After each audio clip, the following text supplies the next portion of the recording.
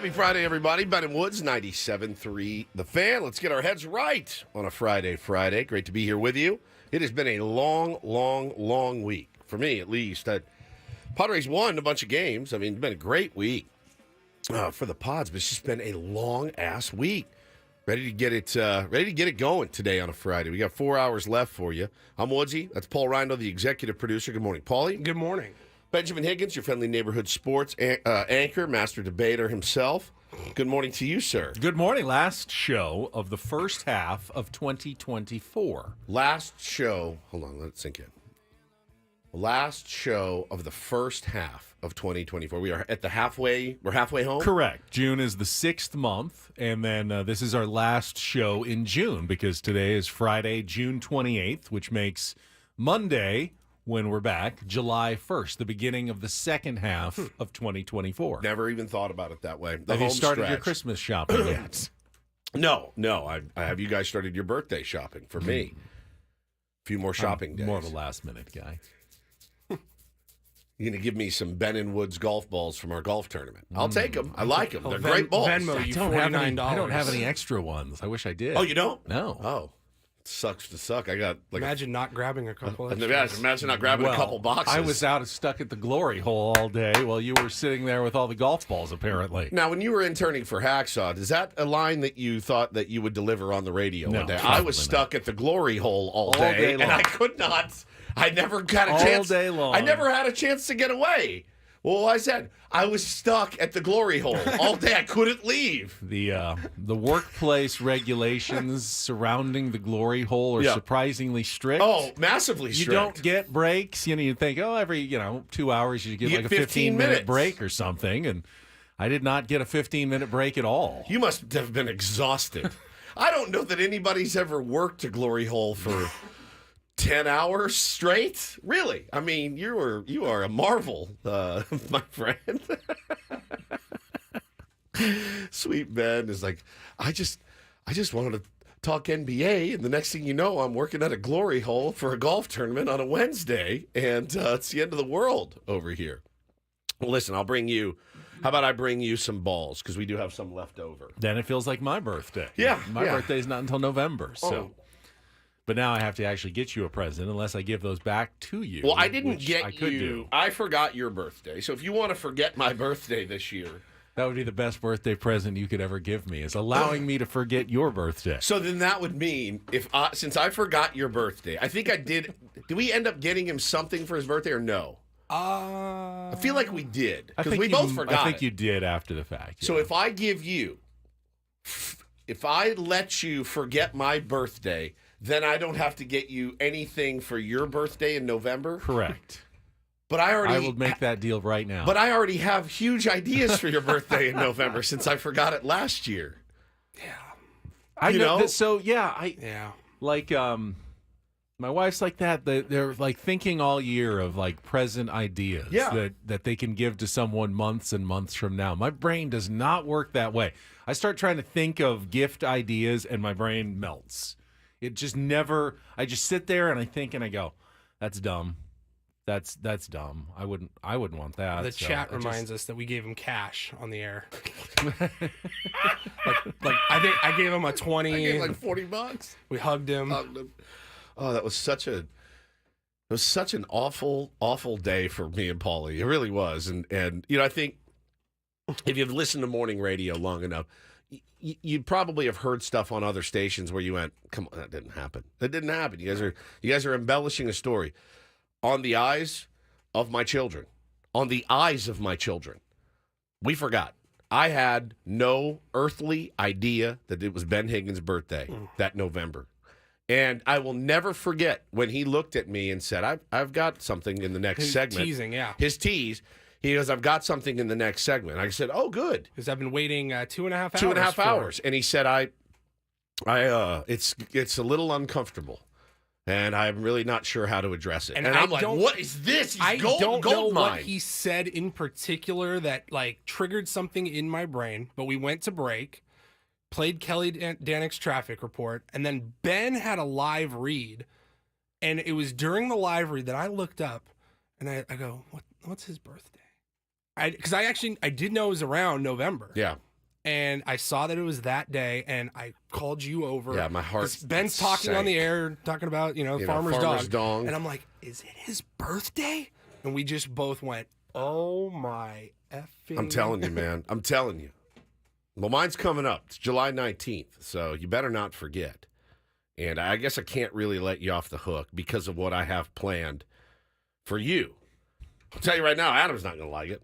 He's not going to like what goes down here. You probably won't like it either, but it's going to be your fun day. It's on a Friday, but no, my birthday's on a Friday. Your birthday is what, Ben? November? I think it's also on a Friday. Is it? I think we have the same birthday of the week day every single year. No, yours is. Mine is. Oh no, it's a Sunday. Sunday. We won't be here. What's the date of it? November 3rd. 3rd. Yeah. That's fine. November 1st is when we celebrate your birthday on the air. Okay. Do we have enough money in the show fund to send Adam on vacation that day? Maybe. No. If we have money in the show fund, I'm certainly not spending. We just need to make sure Adam. He's not listening. It's Friday. Adam doesn't. They don't come in on Fridays. That's true. They don't come in on Mondays. They're here Tuesday, Wednesday, Thursday.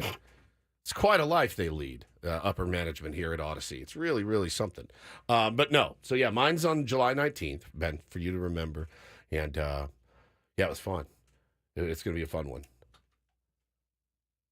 More worried about your birthday, though. Why is that? Well, now I've got to think of something. Yeah, you do.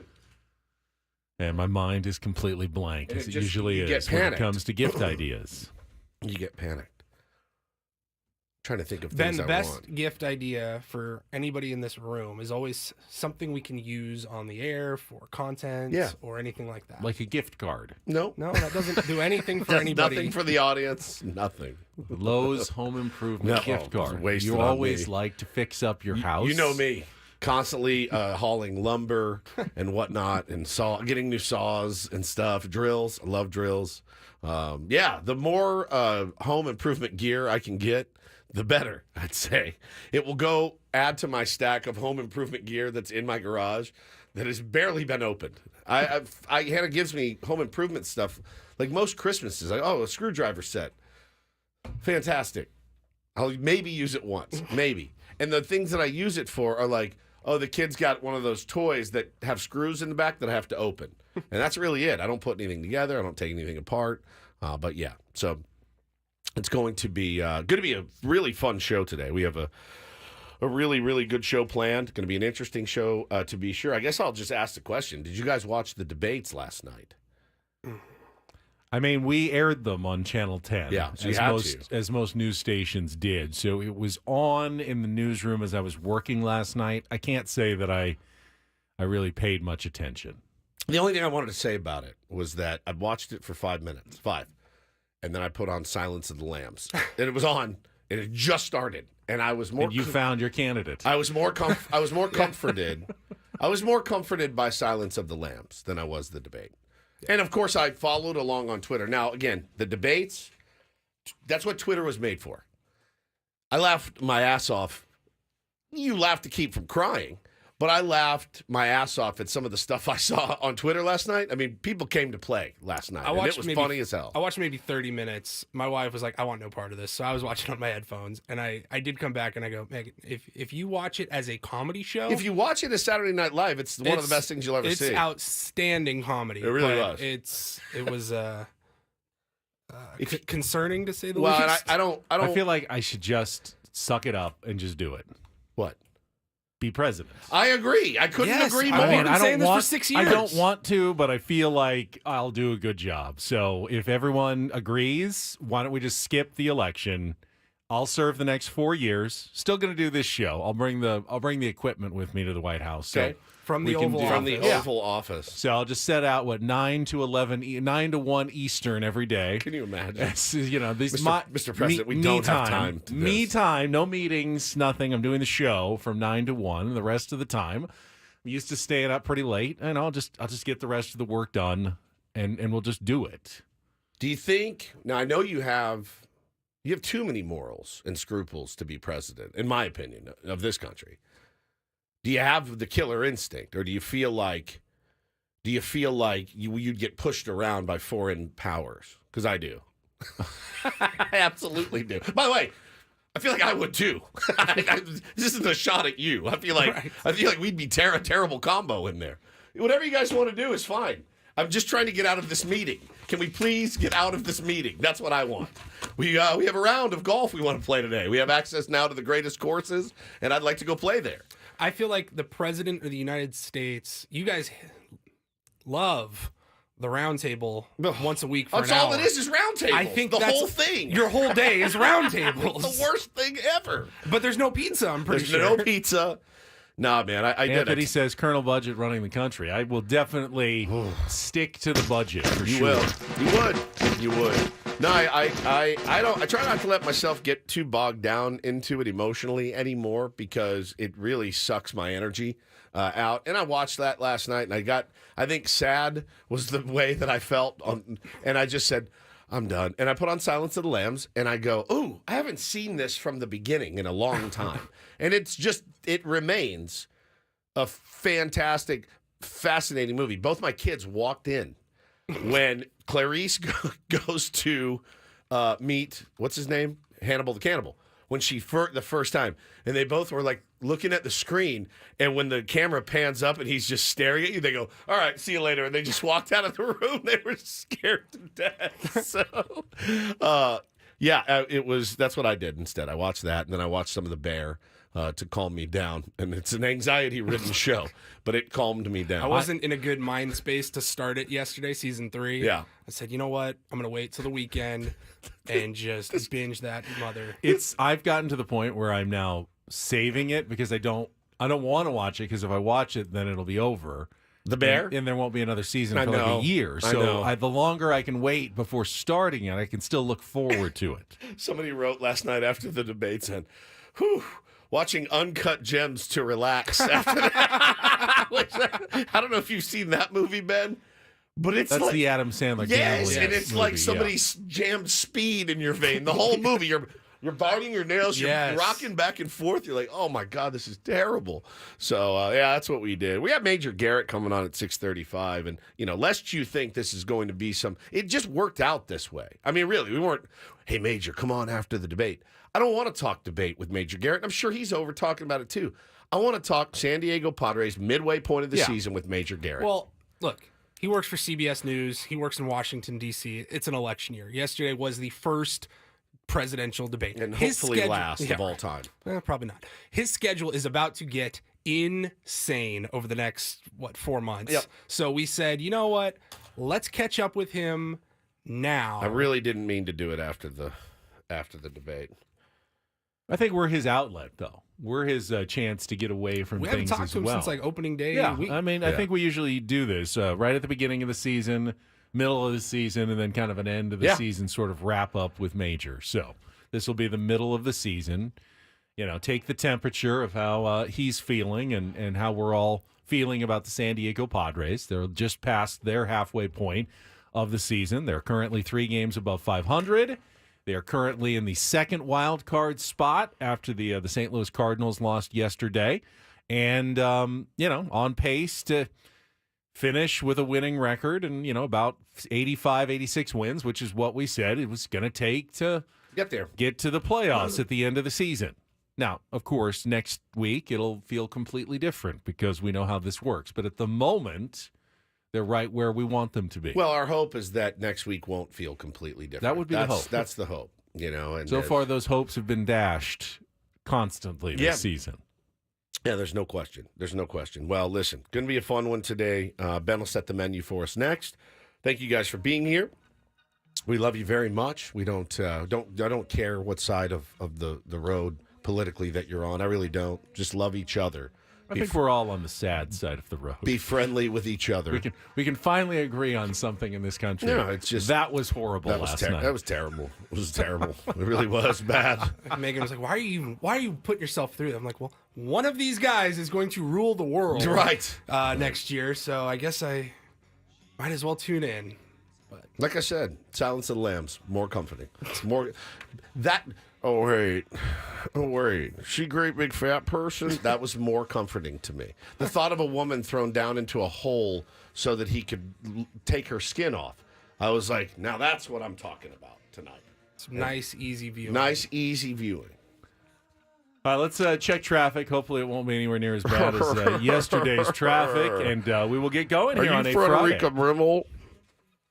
On San Diego's #1 sports station, 97.3 The Fan.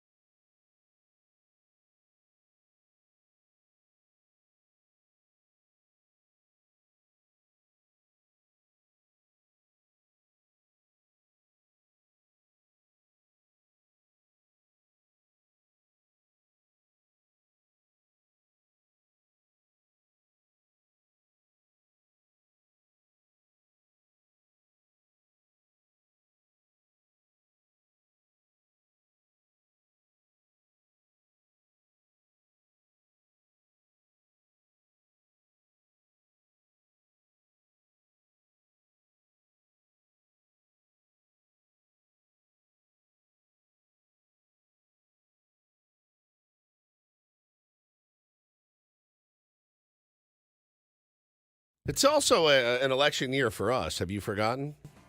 I have not forgotten. When is our debate? Somebody suggested, oh, you guys should do an election on the show. Like we did. Another show did. And I'm like, we did that last time. We did. I've been the president now. And my term is coming to an end. We'll do it again at the end of the year. I'm the Secretary of Homeland Exploration. I think I'm going to take that. I'm going to take that moniker this year. Stealing my job this year. Yeah, I have several vacations left. Vacation Woods is rearing his ugly head this year. So I don't know how much I'll be able to be locked into the job as president. But unless you mind your president being on vacation all the time, and sometimes we don't. It's happened before. I mean, everybody gets to have a vacation every once in a while. I have no problem with that. So, yeah, it's when you got the kids and it's summer, you have to do more things in summer than you did when they were little babies, right? Like you have to plan more stuff and go on more things. So I'll be trying to get out of a lot of work using these kids to go on vacation. Fair enough. Yeah. Fair enough. All right, here's what we got coming up on the show today. As you already mentioned, looking forward to Major Garrett checking in here at the bottom of the hour. In fact, we're going to get to that in about 6 or 7 minutes so we can let him get on with his day. But we'll talk some Padres baseball with the CBS News chief Washington correspondent and good friend of the program. That is coming up at the bottom of the hour. I do feel like there is a discussion about the second round of the NBA draft and Bronny James yesterday. That was the biggest story in the sports world. Woo!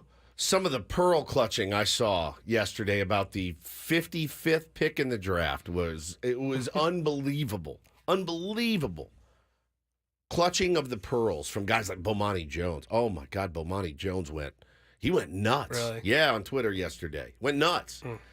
This is Clay Travis went insane about somebody with more skills and blah, blah, blah, blah, blah. They've just cost themselves. Yeah, we went. I see that their point. That's fine. It's at its core. But we went and looked up what the 55th. Like Jaden Ledee is a better basketball player, Correct. a better pro-ready basketball player than Bronny James. Correct. But no other teams wanted Jaden Ledee either. Right. You know what I'm saying? He had plenty of opportunities to be He's just drafted. the only name I could think of that didn't get drafted. I went and did the research on the best 55th pick in NBA history. These names are not going to blow your hair back, everybody. Bomani Jones, Clay Travis, just relax. It's like Sean wrote into us a few minutes ago. He's like, you guys are missing the point here. The big story is the Lakers. They wasted a top pick. They didn't. No, they didn't. That's not a top pick. I think more people are mad because they feel like it's the player who's running the team and not the team that's making their own choices. Yes. Now, if I was an attorney and the evidence, and I had the evidence in front of me, I'd say, all right, we have a new head coach. He has never coached anything above elementary school. He's also your podcast partner. All right, we hired him. So that's one. Your Honor, submit this for evidence. Number two, we drafted your son, who averaged 4 points a game and 1 rebound in his 1 year of college. And we took him with the 55th pick. Your Honor, I rest my case. Now, I understand that narrative as well. But again, when you're talking about the 55th pick in the draft, you're putting Bronny James up against names like Mark Blunt, Mark Lavaroni, Kenny Gaddison, Etwan Moore, and Patty Mills, who's probably the best of the bunch. He scored about 8,000 points. He's got 15 years under his belt. That's a good pick. Yeah. But that's one in how many? I mean, how many drafts have there been? So I think people want to get up in arms because, well, it's something to talk about, and it's LeBron James. And coming from me, I do not like the Lakers at all. I couldn't care less. And by the way, it's fascinating. There's aspects of it, like Rich Paul calling the other teams and saying, hey, if you draft Bronny, he's going to go play in Australia. He's not going to play for you. Like, I love my son. I would love to do a show with him one day or have him on our adult ball. I'm hanging on until he turns 18 so I can play a tournament with him. I love that. I think that's great. So I have no problem with it at all. Do what you got to do. And if you hate the Lakers, this is a good thing for you. You love this. You love this. You're like, oh, cool. definitely got the headlines yesterday for sure. Well, yeah, biggest pick of the draft is rarely one of the final picks. Right. And that ended up being, obviously, the most talked about pick of the entire draft. So I do have some thoughts. We will keep them to a minimum, of course. In our 7 o'clock hour, Take on Woods, Don't Do This. We're going to look ahead to this Padres-Boston Red Sox series. And then second half of the show, of course, it's Friday, which means it's a Cespedes Family Barbecue Friday. Jordan Shusterman going to be with us at 8 o'clock, presented by Grand Ole Barbecue. We'll talk about what's going on in the game of baseball. Reindl Report at 8:30, and then 9 o'clock. Yeah, we'll let him come in, and we'll just tip our cap to the San Diego Padres and Mike Shildt after probably the best week of the season. He can come in, and he can feel pretty good about what the Padres have done over the last 7 days or so, and we'll chat with Mike Shildt from Boston this morning as he gets ready for a road trip and see if the Padres can carry over some of that momentum from these last two series into games against the Red Sox and the defending World Series champion Texas Rangers. I'm going to be honest with all of you guys. I've been thinking since yesterday when I got out of here. I'm like, we got Shildt on tomorrow. What can I say to get under his skin? I've got some ideas. We'll flesh them out. What's up, my dude? How you doing? We're good, bud. How are you? He's going to get pissy for some reason. It's usually me. Yeah. Yeah. And I want to ask, I need to think of something to needle him a little bit. Well, I mean, we got to talk about the ejection. Oh, yeah. That was awesome. Not throwing Mackenzie Gore out of the game. And everything that's gone on in the last few days. I mean, that's all good stuff. He crushed, for as much grief as he got about the John Boy ejection, he crushed this ejection, I thought. All right, let's take a quick time out because I want to get to Major Garrett coming up next and get him on the air, get him talking some Padres baseball because I always enjoy his perspective. We'll do that when we come back on San Diego's #1 sports station, 97.3 The Fan.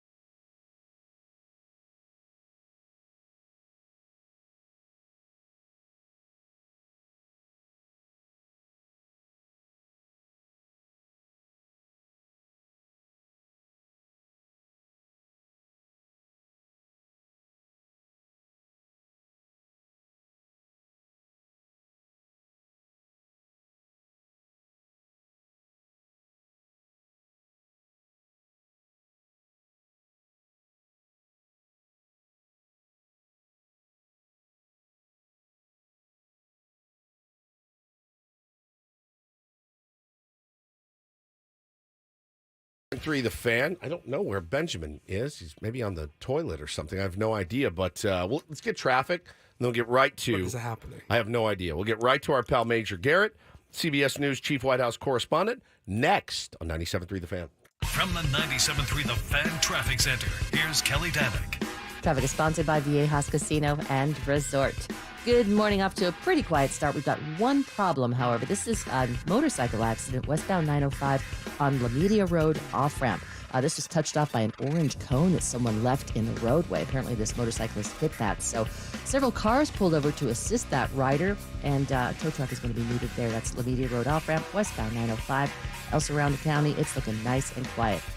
Viejas Casino and Resort is home to the best Players Club, and My Viejas. Start earning points toward incredible rewards like free gifts, concert tickets, hotel stays, dining discounts, and more. It's time to ditch the other guys and join the best, the My Viejas Players Club, Viejas Casino and Resort. I'm Kelly Danick with Ben & Wood, San Diego's #1 sports station, 97.3 The Fan. All right, and joining us now, live from D.C., our pal, one of the biggest, if not the biggest Padre fan we know, Major Garrett. Good morning, my friend. Good morning. How is everybody? Man, we are good. We are good. Just, needed the night off last night. It's been a whirlwind around Petco Park the last few weeks. I'm just laughing. You guys had a night off. I didn't have a night off. No, last night was not a night off for you. I told the guys earlier, I said, I watched 5 minutes, and then I went and I watched Silence of the Lambs and I felt a little bit better about the future of our country. Exactly. Or Full Metal Jacket or something. Yeah, Full Metal Jacket, yeah, exactly. Like Exactly. How are you, my friend? I'm good. Look, I think, probably where a lot of your audience is. I'm excited about where this team is. I mean, if you'd asked me at the beginning of the season, you don't have Darvish for most of the first half. You don't have Musgrove. You don't have Bogarts. And you've got 44 wins, same as the Braves. Only two teams have more wins than the Padres, the Phillies and the Dodgers. Would you take that? Yeah. And I would say yes. Good perspective. Not to mention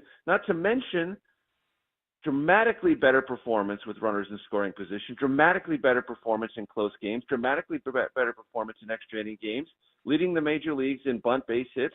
Not a statistic we typically celebrate, but one that's important about how you put pressure on another team. I like where we are. I really do. Good morning, Major. It is good to talk to you as always. My question to you is, has Mike Shildt been what you've expected he was going to be as the Padres manager? Better. Okay. Better. I fully expected that he would be rigorous on preparation process and team unity, and he has been. What I have been very surprised on the upside with is not only his ability to put that in the clubhouse, translate that from the clubhouse to the field, and then talk to the Padre public about why it's working and not to freak out when you feel like freaking out, because all of us are traumatized by the memories of last year. I know Bob Melvin is a very respected and accomplished manager. I don't want to take anything away from him, but Shildt has a more positive and more direct explanation for what he's doing, why he believes it will work, and why he's not going to be deterred. And for a fan base, I think that's super important. It's not only important for the fan base, it's important for the players to know that the manager has their back and will talk to the public about what's going on in a way that supports them, reinforces them, and is credible. And I think Shilt's very good at all of those things. You know, and it's funny, talking to Major Garrett here, I try. We have him on every Friday. And I tried to get him to say nothing. I'm not asking him to be negative or throw one of his guys under the bus. But I will try to get him to say just, yeah, we could improve in that area. He won't do it. And anything critical. Anything critical. I do understand the reasoning behind it. And I think Padre fans, a lot of them do as well. You've seen this clubhouse, splinter the last couple of seasons. You've seen, the like everything fall apart and they go off a cliff. I kind of understand the reasoning of, nope, not going to do it. I'm gonna pat these guys on the butt. I'm gonna pat them on the back, especially in public. We don't know what's going on behind closed doors. Certainly, we're not privy to that, and he's not going to share it. And Manny won't share it, and Jerkson won't share it. They're really tight-lipped this year. That's one thing I have noticed. You're not hearing any whispers coming out of A lot of, this guy's mad at this guy. I find that it's quite the opposite. Quite the opposite, but I thought Jurickson Profar gave a very important interview to Kevin Acee last week before the Padres got on their good run. And he said the team needs to play better. The team needs to have more leadership and execute better and win winnable games. Profar said that as an emerging team leader. He wouldn't have said it if he didn't believe that Manny would back him up on that, and Mike Shildt was okay with that. It's better when the players give that kind of interview, particularly a all-star caliber player, as Jurickson Profar undoubtedly is this season. Having him say it and having no one in the clubhouse refute it or talk behind his back or anyone go to Shildt and say, what do you think about that? It all felt consistent, even though it was, at the margins, critical of how the Padres came off that road trip, deservedly so. That's another dynamic that I think is important and reinforces that this team, for whatever set of reasons, and a lot of it comes to the manager, a lot of it flows to the players, is a much more coherent unit, much more collaborative unit. And look, success reinforces that. You get walk-off wins, you suddenly feel things are possible. You watch other teams walk you off, you start wondering if anything is possible. We've turned the corner on that.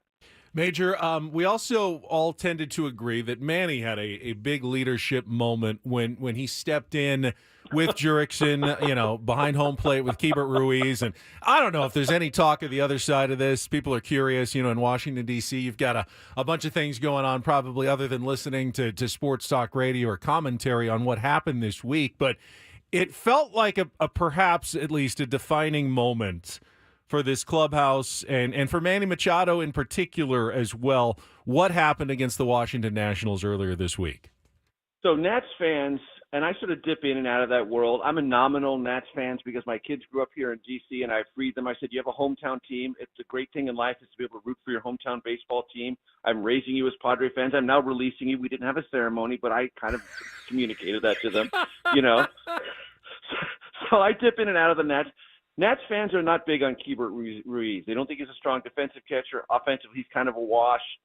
And they thought he stepped way out of his lane. And I, for one, do not understand how an umpire in the major leagues can watch a player touch another player at home plate and not throw him out immediately. You cannot do that. Under any circumstance, you cannot take your mask off, get in another player's face, and start poking him in the chest. Why is he still in the game? Yeah. And that's why Manny came up, because he saw Jurickson was doing the thing he told everyone afterwards. I'm not going to get thrown out of this game. I'm not going to lose my cool. But Manny came in and said, hey, you can't touch my guy. I love and that. Then Profar gets hit and everyone, is it intentional or not? He got hit. You gave warnings. Something should have happened. And then you run Shildt. So then Manny is right in this moment where everyone is really pissed off. Everyone is pissed off in that stadium. I'm freaking angry at home, 3,000 miles away. First pitch, in the seats, take that and fill in your own expletives, okay? Well, speaking of expletives, what Jackson Merrill said about it after was that's how you effing lead. I'm not saying he had to hit homer, but right there off the bat, effing first pitch, ready to go. That's how you effing lead right there. That's effing electric. I love this kid, too. I love this kid. You hear when Manny was slumping a couple of weeks ago, all you heard was, he's a terrible leader. And I'm like, man, he's clearly rubbed off on Jackson Merrill. He's clearly hitting the ball better. Maybe he's feeling better. We all kind of knew. Right. I kind of knew it's going to come. He's got it in him. And I think the power is still going to come for Manny, hopefully this weekend. But I thought that was really special, man. The young. I mean, it was. Yeah. It was by far the most electric moment of the season. I hope there are moments that will come close to that. But I don't think anything can surpass that in that moment. And look, Major League Baseball lives and dies on the margins of centimeters. A month ago, Manny gets that same pitch and fouls it back. Yep. He's just off a tick. That night, he was dialed in, saw it, hit it, and that shows that his work, his progress is getting him closer to the player that all Padre fans remember and want to see again. So, Major, now as the calendar switches to July, the trade deadline is coming up in a few weeks, and the Padres, like most teams right now, are going to be in the market for some help. They're not going to be able to afford everything, though. Starting pitching would be nice. Another bullpen arm would be nice. And with Tatis out, for an extended period of time, another bat would be nice. Assuming they can't do all of that, where's your priority lie as a Padres fan? Look, I am stung. I have been stung the past 2 years by outsized expectations about the players we bring in changing things.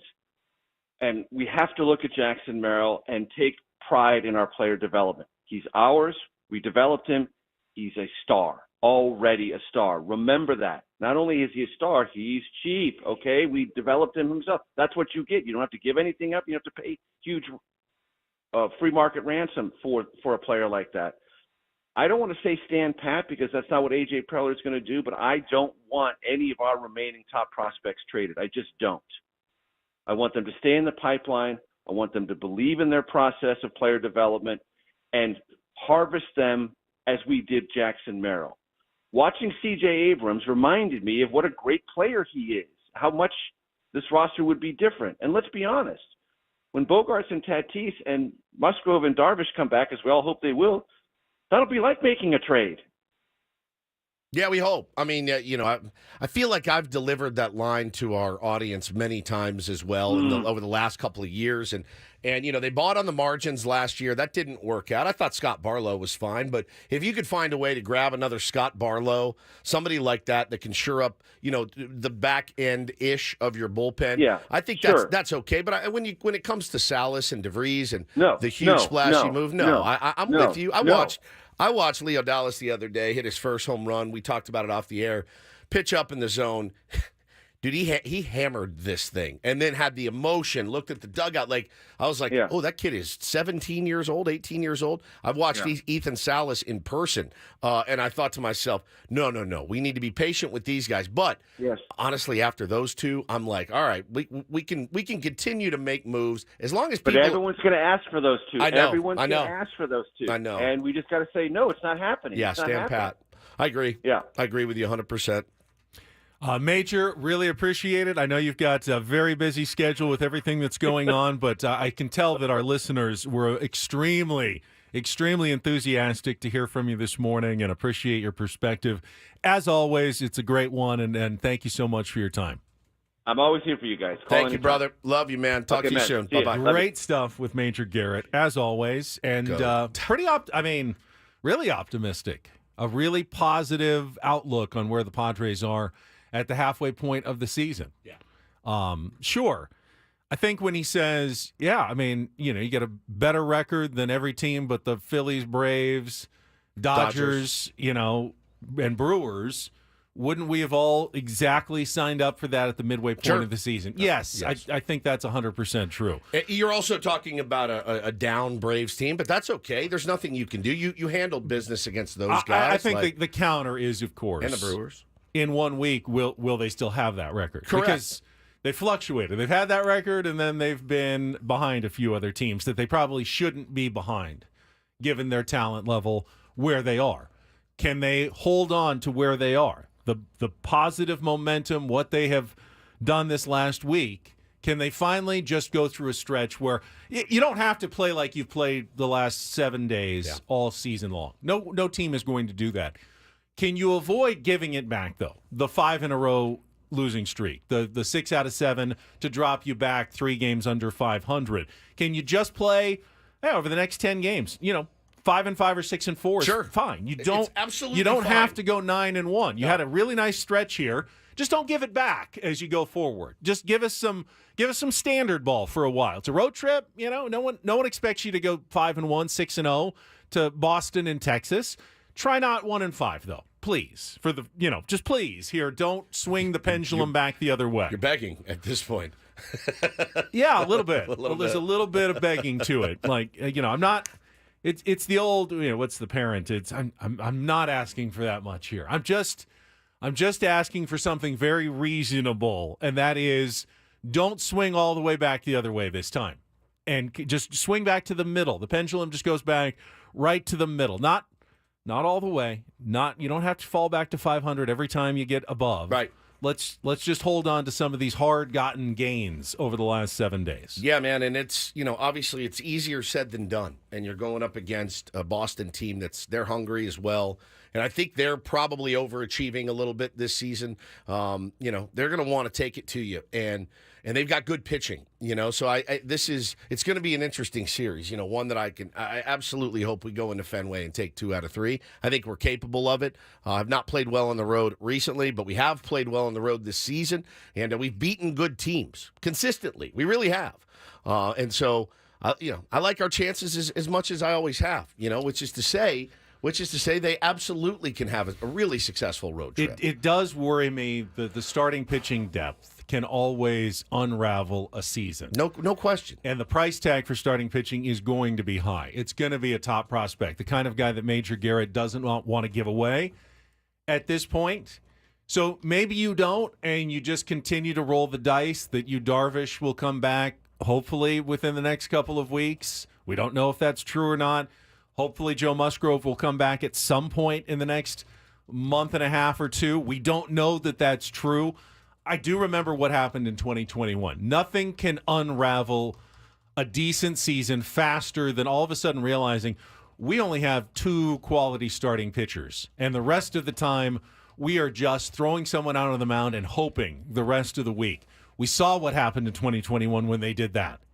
Is there depth? Is there enough there that if they don't make a move, that they can survive for the rest of the season? I think the answer is no. I think the answer is a hard So you need bullpen no. and starting pitching. You really do. And I think it can be found. The price tag is going up now. I think it can be found. I really do. I think it can be found. It would really help if about 3 or 4 teams went on a losing streak and felt like we're sellers now, as opposed to just the small handful of teams that are currently offering players, because that really makes it hard even for the creative A.J. Preller to pull off a good deal. Because there's so many teams that want pitching, and there are so few teams that are offering pitching. The price tags are going to be exorbitant right now. And I don't want to pay exorbitant price tags for mediocre players, for buying on the margins. They've pulled off 2 really big moves already. I know. Probably smart to do them early. 100%. 100%. But now it's going to be even tougher, I think, to bring an impact player in at this point of the season. It is. It's going to be tough for every team, and there's going to be a lot of teams, ripping the phones right now, looking for the help that they need as well. So we did traffic. We're good. Yeah, we're all set. Sorry, that's all right. In the restroom for a little while. That's all right. How'd that go? It's fine. I'm good now. You got the trots? No, I'm okay. It was fine. Well, all right. It's a fast break. It felt like. No, it was regular. You did a good job. That's what a president does. Appreciate that. Stepping up, filling your duties. Was that what you were doing? Was filling your duties in there? No, I was clearing them. All right. Life is good. Life is very good. Just waiting on that music to start. We still have another 30 seconds before the start of the music. I'm good on the clock. Better than you on clocksmanship. Still don't know the clock when it comes to the show. You're right. That's all right. Okay, coming up in our next hour, we'll have some Take on Woods, chance to qualify for that trip to Las Vegas. Fontainebleau, really good prize this month. Concert tickets, $150 poolside dining credit for while you're there. That's coming up in our next segment. Don't Do This is going to be along as well. I know power rankings don't mean anything, but I thought there was some interesting insight from the ESPN crew on the Padres that came out yesterday that I want to talk about in our 7:35 segment. Yeah, and I sent Paulie some audio yesterday of Mark DeRosa talking about the Padres as well on MLB Network. I'm always curious what other people are saying about our team. Mark DeRosa is like one of our biggest cheerleaders. I like him. We should get him on the show. All right, that's coming up in our next hour of Ben and Woods. Don't go anywhere. It's San Diego's #1 sports station, 97.3 The Fan.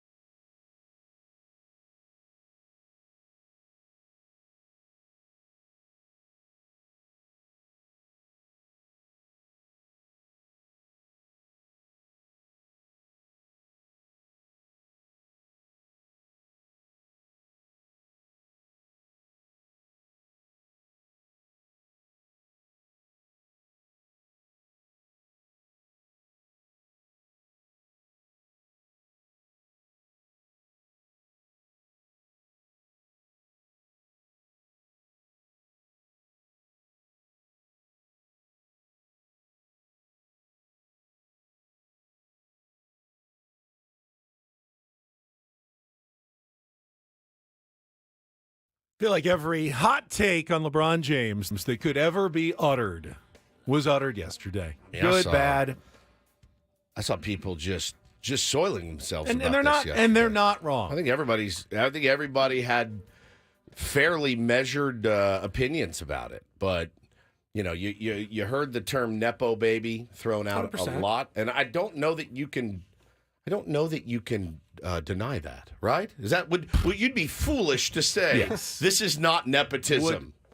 If it was Bronny Smith and he had just finished his first season at USC and averaged 4.5 points per game in 18 minutes, there's no chance he'd even be coming out for the NBA draft. Correct. But that his name isn't Bronny Smith. It's Bronny James. And pedigree is a real thing. Yeah. It's not, you can't completely ignore that. He has access to the greatest basketball player possibly on the planet. Sure. Certainly one of the three top greatest yeah. that have ever lived. He has the unqualified 100% support of the greatest player ever. Now, Michael Jordan's kids didn't turn into Michael Jordan, and it doesn't always follow that just because he's related to LeBron James, he's going to be anything like him. In fact, it would be almost impossible to be there. Not almost. It is. He's not going to be LeBron James, right? But he was a very highly touted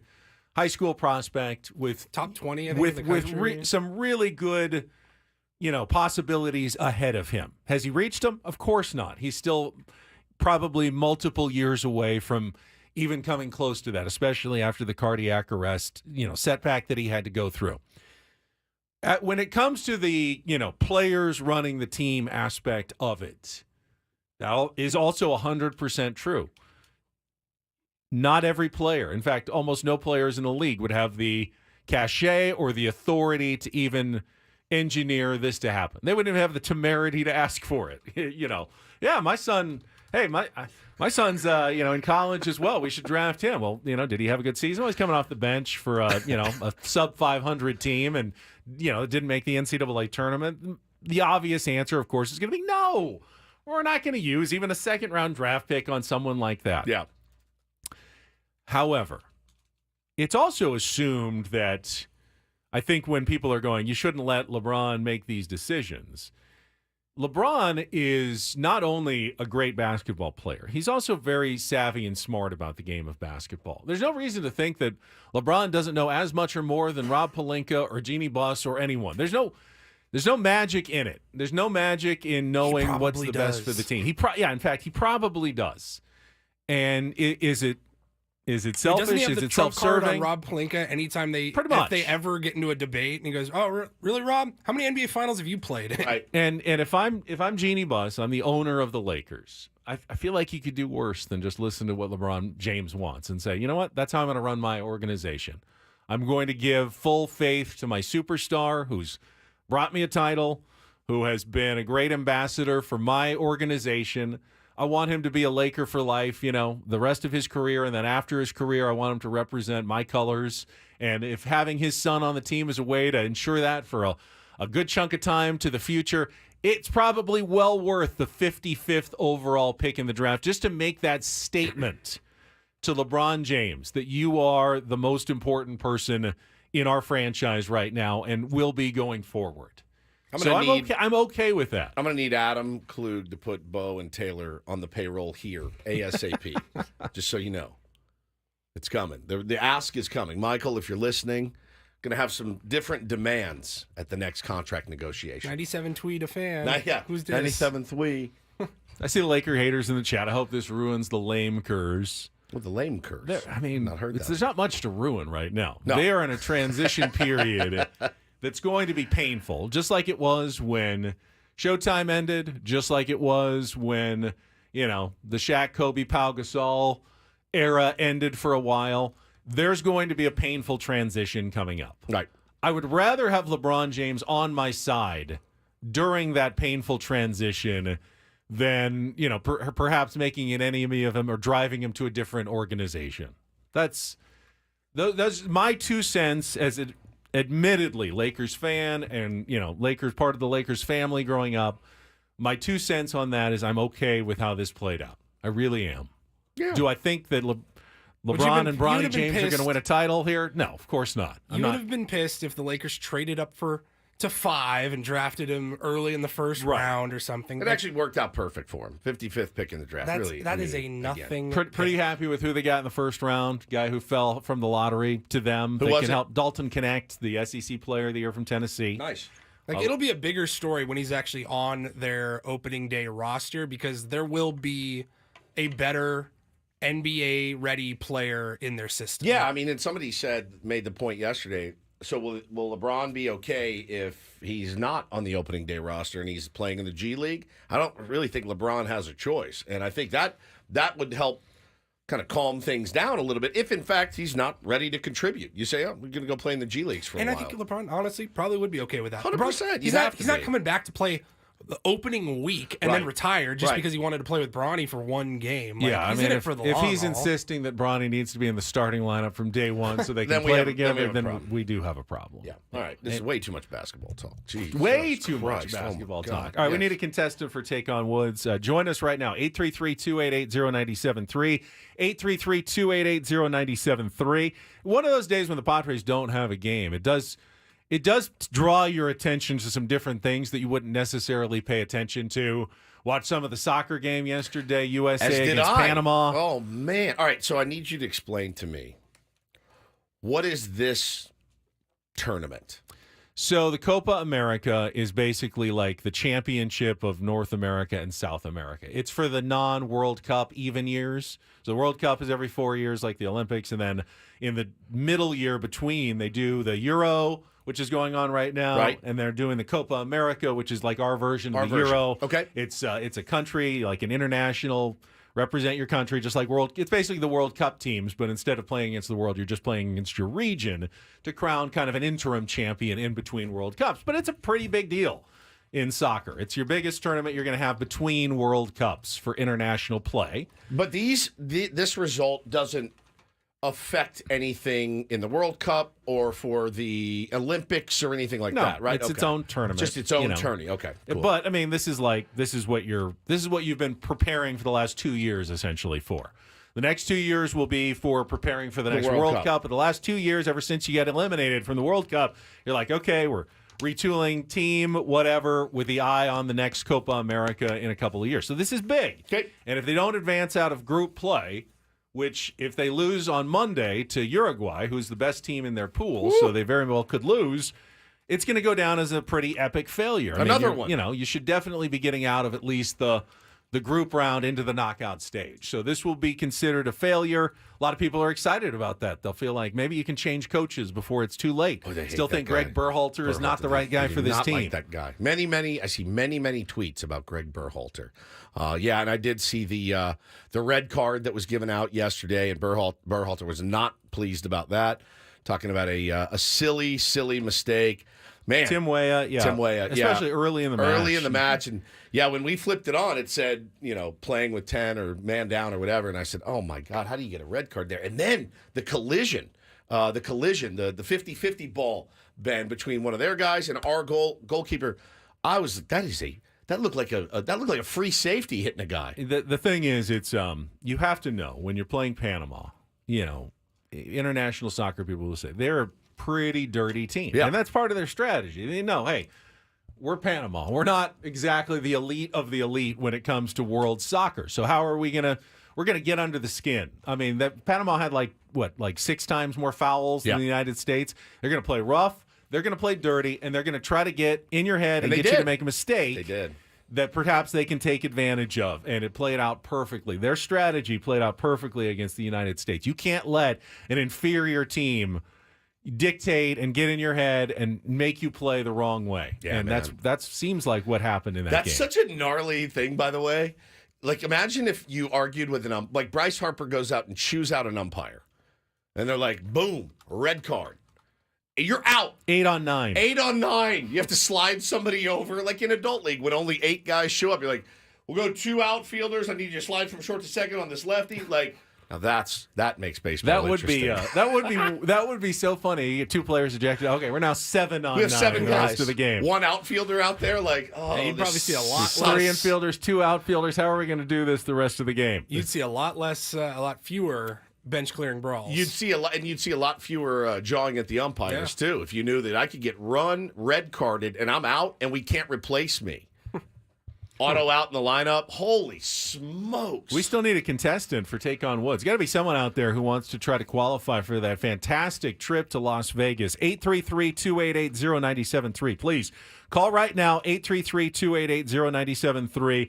Got Don't Do This coming up. We got some audio at 7:30, as you said.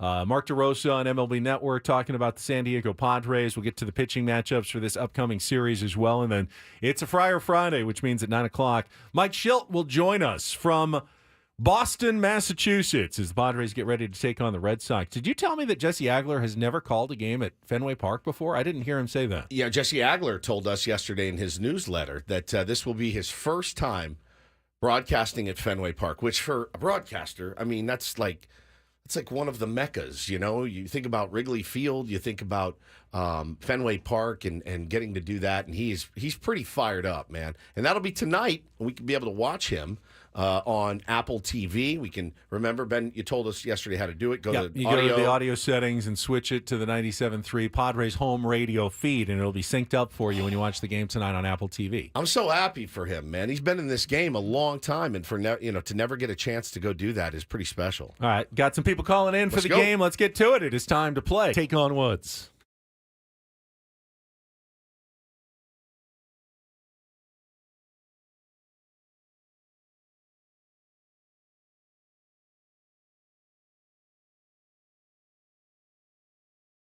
All right, let's go to line 2 here. Who's on the air here? Caller, you're up for Take on Woods. Who's this?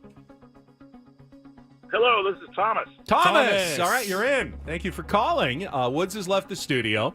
So we've got 5 questions of musical trivia, and if you beat or tie Woods, we'll put you into the drawing for our 2-night stay at the Fontainebleau, tickets to Hootie and the Blowfish or Smashing Pumpkins, and the $150 poolside dining credit. Get your rooms and summer packages at FontainebleauLasVegas.com. By the way, Take on Woods brought to you by Valvoline Instant Oil Change. It only takes 15 minutes. You don't have to get out of your car. For directions and discounts, go to SoCalOilChange.com. That's SoCalOilChange.com. All right, Thomas, here are your categories. We got Keep the Change, song titles that include a type of coin in the name. We got You're Making Me Crazy, 5 song titles that include the word crazy. And we've got a Bob Marley category today. So Keep the Change, You're Making Me Crazy, or Bob Marley. Thomas, what would you like to play? Let's go with Bob. All right, Bob Marley. He's going right to our new category today. Yeah, today's category all about reggae legend Bob Marley. 5 questions, 60 seconds. If you don't know an answer, you can pass. First questions are 2-second song. Obviously, it's going to be a Bob Marley song, so you just need to give me the title on that one to score the point. We'll go on from there. Pass if you don't know. Again, you can come back if there's time left on the clock. Thomas, you ready to play? Absolutely. All right, 60 seconds on the clock in the category Bob Marley. Thomas, your time begins when Paul plays the music. Good luck. Let's Take on Woods.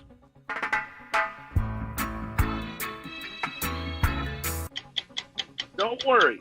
It's not what that song is called, but good try. Which 1965 song not only became the first international hit for Bob Marley, but the title would become a worldwide mantra on T-shirts, tattoos, and bumper stickers? No Woman, No Cry? Incorrect. The live version of which Bob Marley classic ranks number 37 on Rolling Stone's 500 Greatest Songs of All Time. Writing credit was given to Marley's friend Vincent Ford, who used royalties to fund his soup kitchen. I'm going to pass. Oh, you just said it. Bob Marley was a prominent member of which Afro-Jamaican religious and social movement that involves the ritualized smoking of ganja, a.k.a. cannabis? Rastafari? That is correct. Eric Clapton's cover version of which 1973 Bob Marley song reached number 1 on the charts in 1974 and landed in the Grammy Hall of Fame? Oh, man, that was 5 years before I was born. I got to pass. All right, go back to you see, now, if you had said No Woman, No Cry for the third question, that would have been correct. You only got the one, though. Three Little Birds is the title of Don't Worry, it says what it's called, by Bob Marley and the Wailers. One Love is the mantra. T-shirts, Hannah Nancaro tattoos, bumper stickers, Rastafarianism, you got that. And I Shot the Sheriff is the Eric Clapton cover of Bob Marley. I don't know it's going to be enough, Thomas. I do appreciate your attempt, but see how Woods does. I'm anticipating he'll do well in this category. We'll see. All right, jinx me. 60 seconds on the clock. Your time begins when Paul plays the music. Good luck, Woods. Let's take on Thomas. It's Bob Marley. What's the name? Three Little Birds. Correct. Which 1965 song not only became the first international hit for Bob Marley, but the title would become a worldwide mantra on T-shirts, tattoos, and bumper stickers? One Love? Correct. The live version of which Bob Marley Classic ranks number 37 on Rolling Stone's 500 Greatest Songs of All Time. Writing credit was given to Marley's friend Vincent Ford, who used royalties to fund his soup kitchen. Pass. Bob Marley was a prominent member of which Afro-Jamaican religious and social movement that involved the ritualized smoking of ganja, a.k.a. cannabis? I'm blanking like a madman. Rasta. Correct. Eric Clapton's cover version of which... I Shot the Sheriff. Correct. The live version of which Bob Marley Classic ranks number 37 on Rolling Stone's 500 Greatest Songs of All Time. Redemption Song. That is incorrect. You got 4, which is good enough for the 4-1 win today. I think I got 3.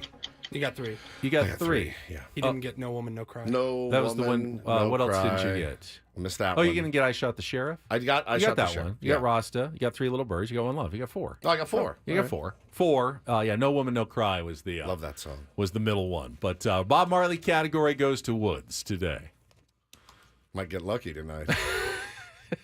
Thomas, thank you for playing. We'll have some new categories. And Ganja, a.k.a. cannabis. What a drop!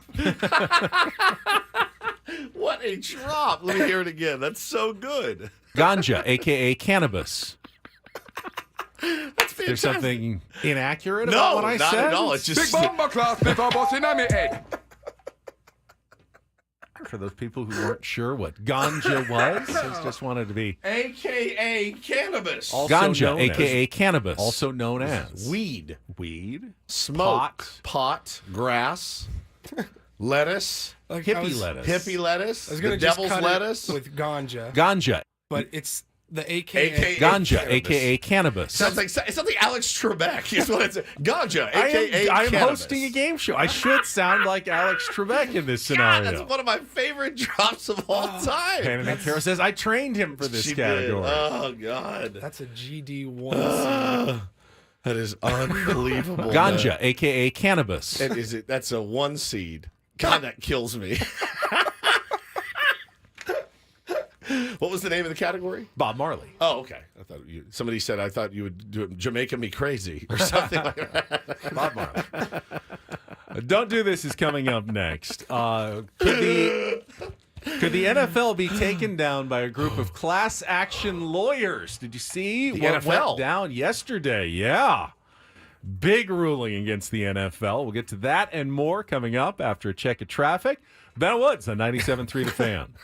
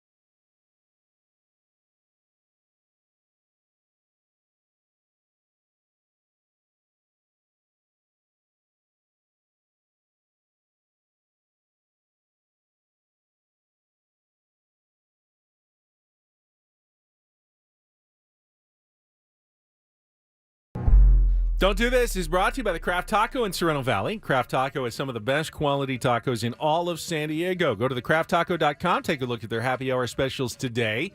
Thecrafttaco.com. So it sometimes feels, and it's probably true, that the NFL is all-powerful. They can do what they want. Yeah, it feels that way. They have us all in their grasp. What else are we going to do on Sundays in the fall? And other than Mondays and Thursdays. Other than watch football. Everyone else does it. You Some feel like Fridays. Some Fridays. Saturdays. Saturdays. You feel like you're missing out if you don't. It's pretty much taking TV ratings, the top 100 programs every year now are NFL football games. Yep. So you have to watch. We know this. And you don't have any alternatives. There's no competition to the NFL in the fall. The UFL does not count. There's just no competition. But an industrious group of plaintiffs and lawyers said, you know what that is? That's a monopoly. When there's no competition and then you start charging whatever you want for your product, that's a monopoly. Those are illegal in this country. So they filed a lawsuit. It started actually with a sports bar up in Northern California because, sports bars have to pay way more for Sunday ticket than even home customers. Bro, I think that... Thousands, I think. I had a buddy that owned a bar, and he goes, if you had any idea what we have to pay to get this in and here. it ain't exactly cheap for home customers either. I mean, you're already paying for cable and everything to get most of the games. But if you want all of them, that's another... what is it, $140, $50 for the season for Sunday ticket, whatever it was, at least. So many years ago, actually, they filed this lawsuit against the NFL going, you're overcharging for your Sunday ticket. And it was thrown out, and then it was reinstated. I mean, the NFL has lawyers upon lawyers upon lawyers who delayed, who tried to get every trick in the book, a legal trick, to win this case. But kept moving forward and eventually got to trial this week. Roger Goodell was called to the stand. Jury was there listening to all the arguments. And they came back with a verdict yesterday. And that jury in U.S. District Court said, yeah, you have violated antitrust laws. Wow. And they ordered the NFL to pay $4.7 billion in damages to Sunday ticket subscribers and sports bars who have been paying. Wow. Now, this is antitrust, which means that judgment will be likely tripled to over $14 billion, which would mean every team would be on the hook for about $500 million each. I was going to ask, is there an NFL pot, like an NFL fund that comes out of, or does the owners each team? I don't think there's any pot that's worth $14 billion. Right. Yeah, but if it's tripled, it would be $14 billion. Oh, yeah. my. So they just split it up 32 ways? So obviously it's not over. There's going to be appeals upon appeals. We're probably still years away. But if the NFL does lose, at some point, if you bought Sunday ticket between, I think it was like 2011 and 2022, during this case, you'll get one of those like postcards in the mail saying, yeah, I'd like to sign up for my settlement. Yeah, fill this out. And if it all works out, one day you may get like a check for $150 or something, like to compensate you for your overpaying of the years of Sunday ticket or whatever it is. Your slice of the pie, of the big settlement from the NFL. So, hey, they don't win every single battle. That's free apparently. money right there, guys. They lost one finally. Yeah. That's one thing I've never fulfilled one of those. I have. Oh yeah. Absolutely. I've got my $22 check. I got like $40 from Blockbuster. I got like $9 one time. Yeah, it's sweet. It's found money. It's great. I've never been. You're always worried it's a scam, though. First, oh yeah. Did I actually sign up for this? Yeah, I guess I did. Whatever. I've never been able to. You know me. I'm quick to pull the trigger on almost anything that costs money for entertainment purposes, and I've never been able to pull the trigger on the NFL ticket. Never been able to say, all right, let me have it all, because I just don't. I don't love it enough. You know what I mean? The red zone and all that is enough for me, and then whatever games are on the networks, I'm good to go. Mine is pretty lame, and we're kind of out of time, Benny. Just do your do this. All right, do this for a Friday. Mega do. Just saw this morning. So they're hosting the U.S. Senior Open right now in Rhode Island. Second round play is underway. And I don't know who Frank Bensel is. Never heard of him before. Probably just qualified for the U.S. Senior Open like he can do for the regular U.S. Open. They're playing at Newport Country Club, which starts with a par 5. He parred it. Then he bogeyed the next hole, which is a par 4, and parred the third hole, which is a par 4. So he's 1 over through 3. Both the fourth and fifth holes, kind of unique on the course, back-to-back par threes, 184 and then 203 yards. U.S. Open, even for the seniors, tough course. Fourth hole, Frank Bensel, ace. Fifth hole, Frank Bensel, ace. Back-to-back. Hole in ones. I don't even know what the odds of that are in golf. But that has to be one of the most astronomically unlikely things to happen in sports. There are very few courses where you even have back-to-back par threes. Yeah, that's the other thing. A hole-in-one will happen once in every, several years on, for a player even of those caliber on a course like that. To do it on back-to-back holes, one of the most amazing things I've ever seen in sports. No question. If I did it, I still would break 100 that day. That's the worst. Start with two. Yeah, you have 16 holes left. Yeah, can I keep it under 100? Yeah. Not on a U.S. Open course. You could. The day I got my hole-in-one, I shot 111. A 111 with a hole-in-one. Nice day. Congratulations, Frank Bensel. And that's Don't and Do this for a Friday. That was Don't Do This with Ben and Woods on 97.3 The Fan. Mathematician Seabass in the chat says 1 in 67 million. Oh, my. I don't know. That seems a little light, even to me. You got to realize you probably get one or two chances in your life, other than like on a, executive par 3 course, to play back-to-back par 3s. On a regulation course, you're never going to get back-to-back par 3s almost. No. To get them both as hole-in-ones, insane. It's awesome. Insane. What a day. So does he have to buy drinks for 2 days for all the people there? Good question. Double the drinks for 1 day, drinks for 2 straight days. It's expensive. It gets pricey. Just pay for everyone's hotel room for the weekend or something. Everyone's rental car. Everyone's going to Vegas on me. Crazy. That is nuts.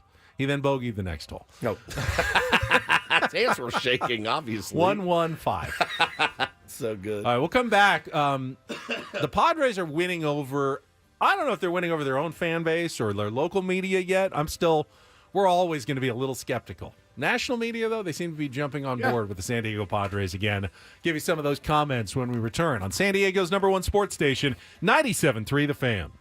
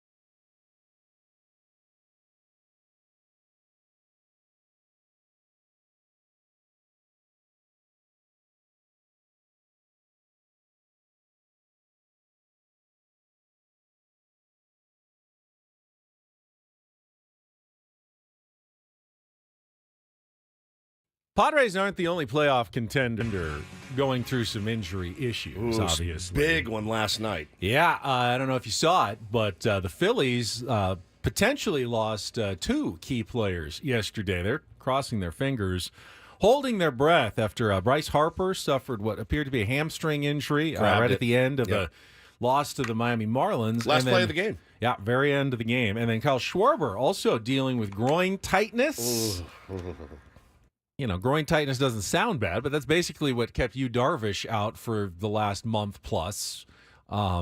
So 2 absolutely core players for the Philadelphia Phillies now potentially could miss some time. We'll get an update, I'm sure, on both of their statuses coming up. But we know the Dodgers have had tons of injury issues so far this season. The Braves have had massive. I mean, they've lost Spencer Strider, Ronald Acuna Jr., and others, but just start with those 2. Absolutely key players. So, yeah, the Padres have dealt with their fair share of injuries, no doubt about it, but they are not the only one. The National League is a walking wounded league at the moment. When you live in the vacuum, the silo, as Mike Shildt likes to call it, we live in the Padres silo. And I saw the highlights last night. Now I saw Harper running down to first, kind of a shot back in the hole, and second baseman's going to it. First baseman's running to the bag. As soon as he hits the bag, Benny, he reaches for his hammy, and he starts jumping up and down. Carlos Correa, did you see that last night? Oh my! Did not see Carlos Correa last night. God, he's up hitting, gets drilled in the forearm. Does this, holds his hand up and looks to the dugout and shakes his head. Nope, walks off the field. So, yeah, man, guys are getting banged up even now. the Brewers, who the Padres just faced, remember, you didn't see Devin Williams in that series. Everyone's been beat up this year, especially in the National League. So, Padres, it may come down to how role players perform on all of these teams, and the Padres have had really, really good contributions from role players. We'll talk a little bit about where they stand right now, midway point of the season, right after a check of traffic here on 97.3 The Fan. From the 97.3 The Fan Traffic Center, here's Kelly Danick. Traffic is sponsored by SDG&E.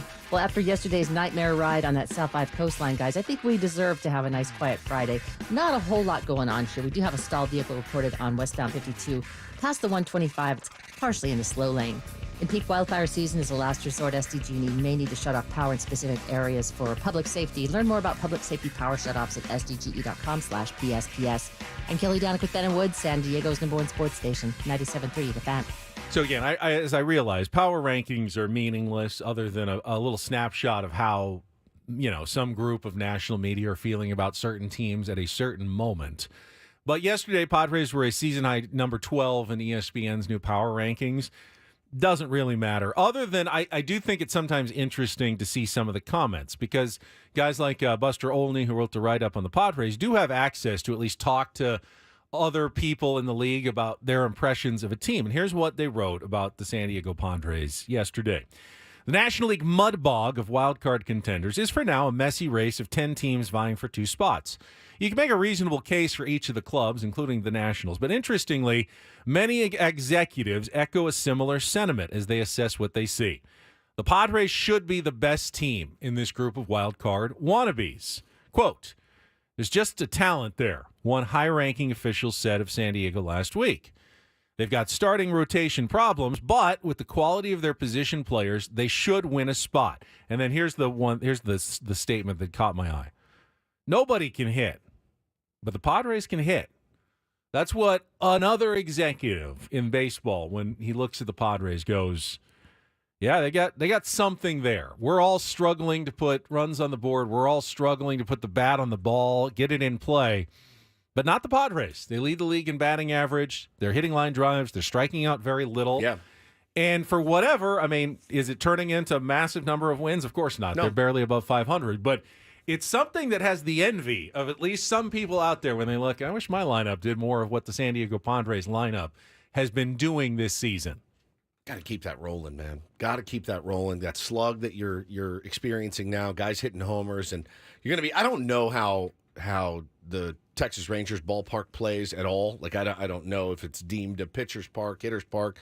I know that there's a dome over it because it's 140 degrees there right now, but I don't know how it plays. But I know Fenway Park is a good park to hit in. So hopefully the boys can go out and do some damage off the monster this weekend. And I mean, look, they're a good team. They got their work cut out for them. But yeah, I'm feeling pretty okay about this team, and I've felt that way.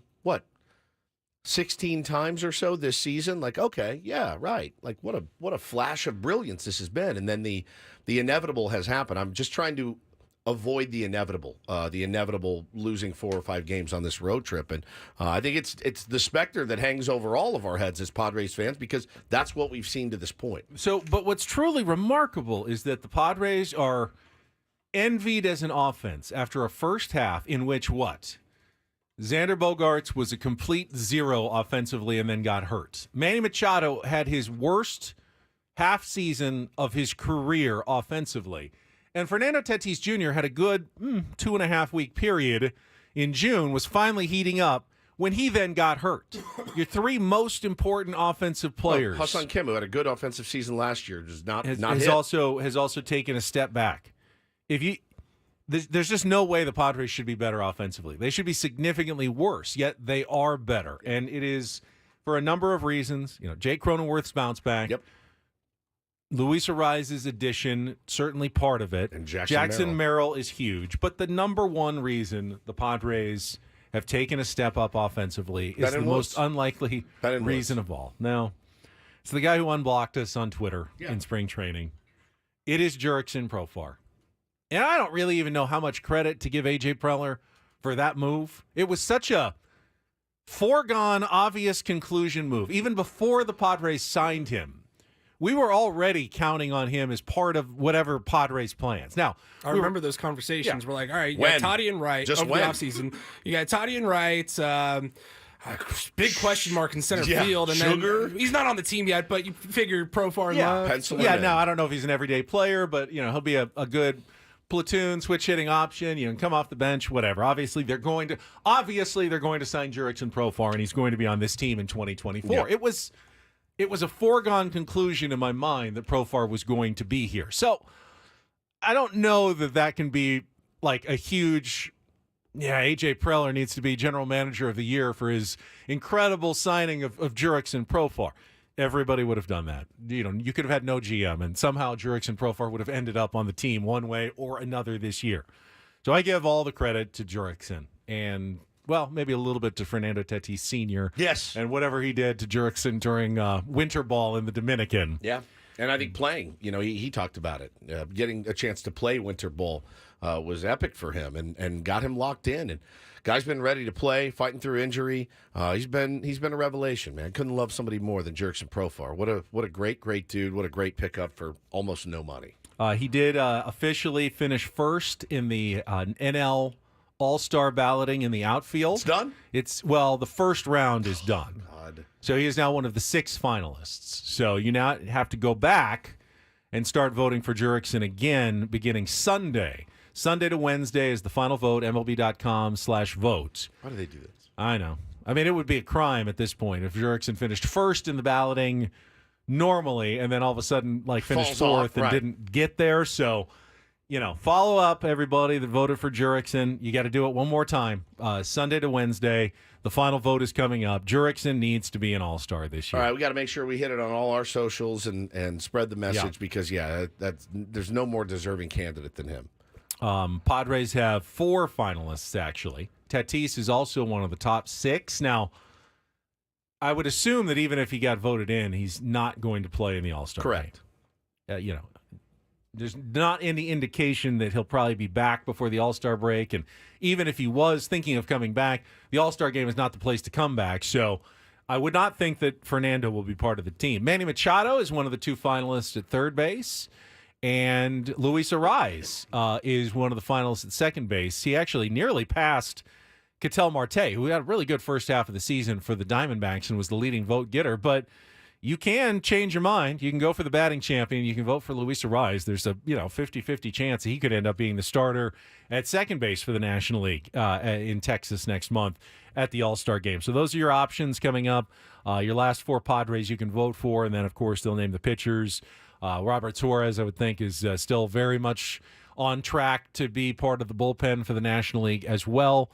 And Jackson Merrill did not make the final 6. That doesn't mean you can't be voted in by players or be selected by the manager later on, but he's no longer part of the fan vote going forward. Yeah, that'd be pretty sick, though, if he made it, too. But he said he doesn't care. He just wants to, he just wants to win baseball games at this point. All right, let's get a quick update. We've had a couple of times this week. We had our friend John Flint on from KSON down the hall, and it is the final day, and they've done an incredible job this week, and it's not too late to help them reach their goal. I know it was a very lofty and ambitious goal, as they try to raise enough money to train a service dog for a veteran who's come back suffering from PTSD. Johnny, it's good to see you again. Guys, thank you so much for giving me the time. I wanted to go ahead and just clear up any misconception right off the bat of what people think about this show. It smells really good in this studio. It does smell good. You guys are tremendously good smelling men. That's the ganja, a.k.a. cannabis. Yeah, you missed that. Did you guys get high in we here did this not. morning? No, we had a Bob Marley category to take on. Ganja, a.k.a. cannabis. Yeah. Anyway, thank you again. We had a very lofty goal, Ben, of $35,000, and that goal wasn't just something we just picked out of the air. That's what it costs for Paws for Purple Hearts, this beautiful organization here in San Diego, to train one service dog. It takes about 2.5 years to train a dog to help save a service member's life, and we're about $18,000 right now, which is a big step from yesterday. You get a smaller dog, or maybe a partially trained dog. Half trained. No, let's get them to their goal today, everybody. Let's get them all the way there. When did you become a joker of the show? What's happened here? Anyway, yeah, let's be honest. We're tired, and I know that you're probably tired of people asking you for money in America's most expensive city. But these are men and women who they did their job for us, and we have the freedoms that we have today. You know that because of them, and so many of them would rather die than tell you that they're hurting, would rather die than ask for help, because that's not how they were bred. That's not how their insides work. But, they helped us so much, and this is our way of the civilian way of helping out and doing your part for your country. I don't care if you don't listen to our show. I don't care if you don't like me. I don't care.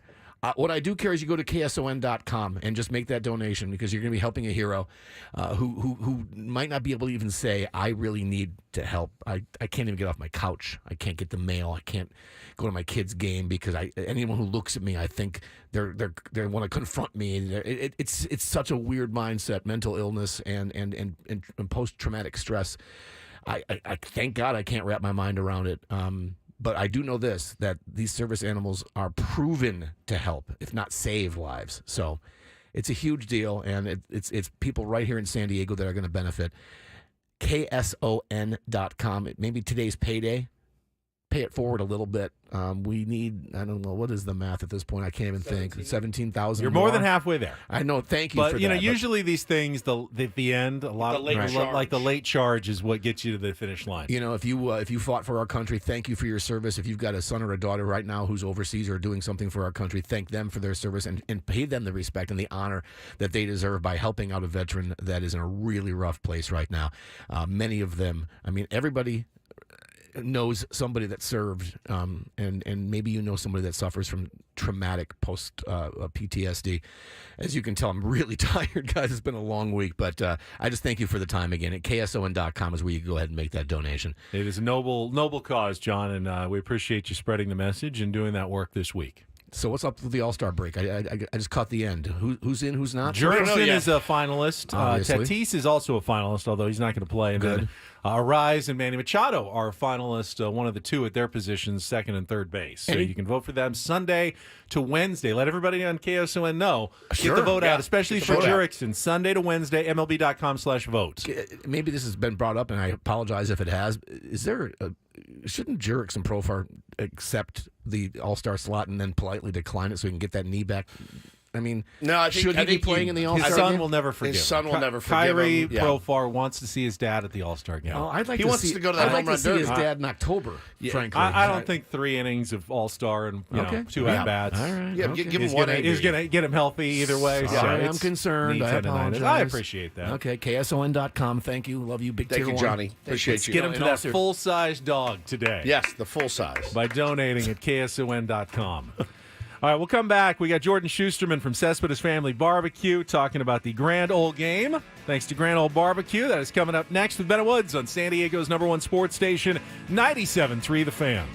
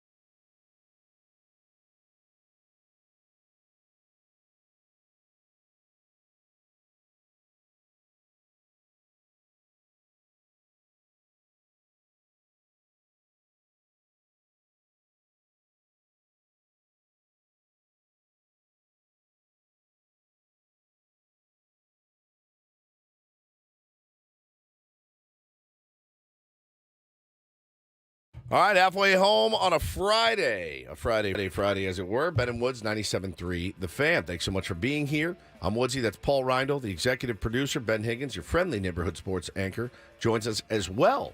Good to have you guys. Good to be in here chopping it up on a Friday. I'm all gussied up now in my Grand Ole Barbecue Asado hat, ready for sounds so good. Jordan to join us via Zoom here any second. They're going to bring us family barbecue. They're going to bring us some meat on a Friday soon. Yeah, they're going to bring us the whole spread. Don't tease me. I'm not. It's not a tease. Don't tease me. It is a tease because it's not here yet, but they are going to bring us some meat. Well, we need to have Jordan and Jake in studio one day. I mean, their travels should bring them to San Diego at some point here, as we are joined right now by Jordan Shusterman from Cespedes Family Barbecue and Yahoo Sports. Sorry about that delay. You're good. No, you're good. We're glad to have you as always and welcome you to another Friday here with Ben and Woods. Hello, Jordan.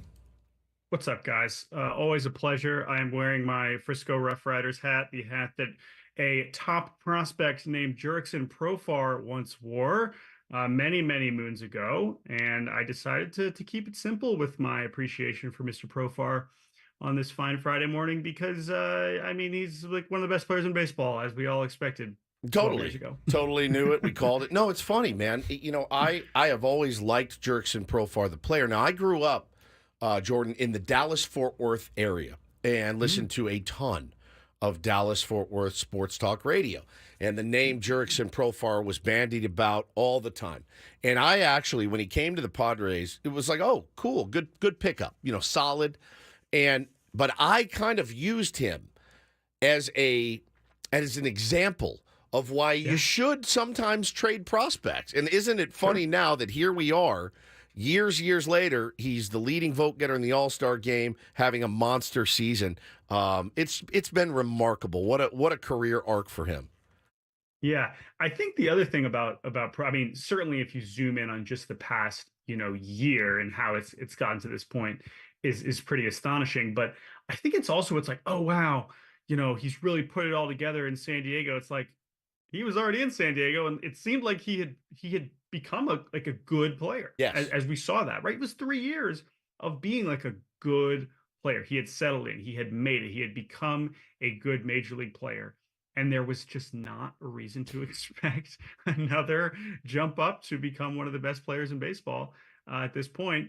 I know he's been in our lives for so long. The fact that he is, 31 now is kind of jarring, but man, oh man, where would this team be without him is a very real sentence that you can say. I mean, and I can vividly remember, some of the deals that the Rangers wanted to pull off and did not, because they would not include Jurickson Profar in those deals, and that's how much they believed in him back then. And A.J. Preller had some connections with that organization, and it's just been really, really special. He's not only David Peralta talked yesterday about him, and he goes, "Yeah, I played against him, and he'd rack up RBIs and home runs, and he plays hard, and he plays with spirit and fire." He goes, "I didn't like him. I absolutely didn't like him." And he goes, then I get here and I meet him and I go, "Oh my God, he's quiet, he's gentle, he's sweet, he's got a beautiful family." He goes, "I can totally see the other side now." So it's really cool.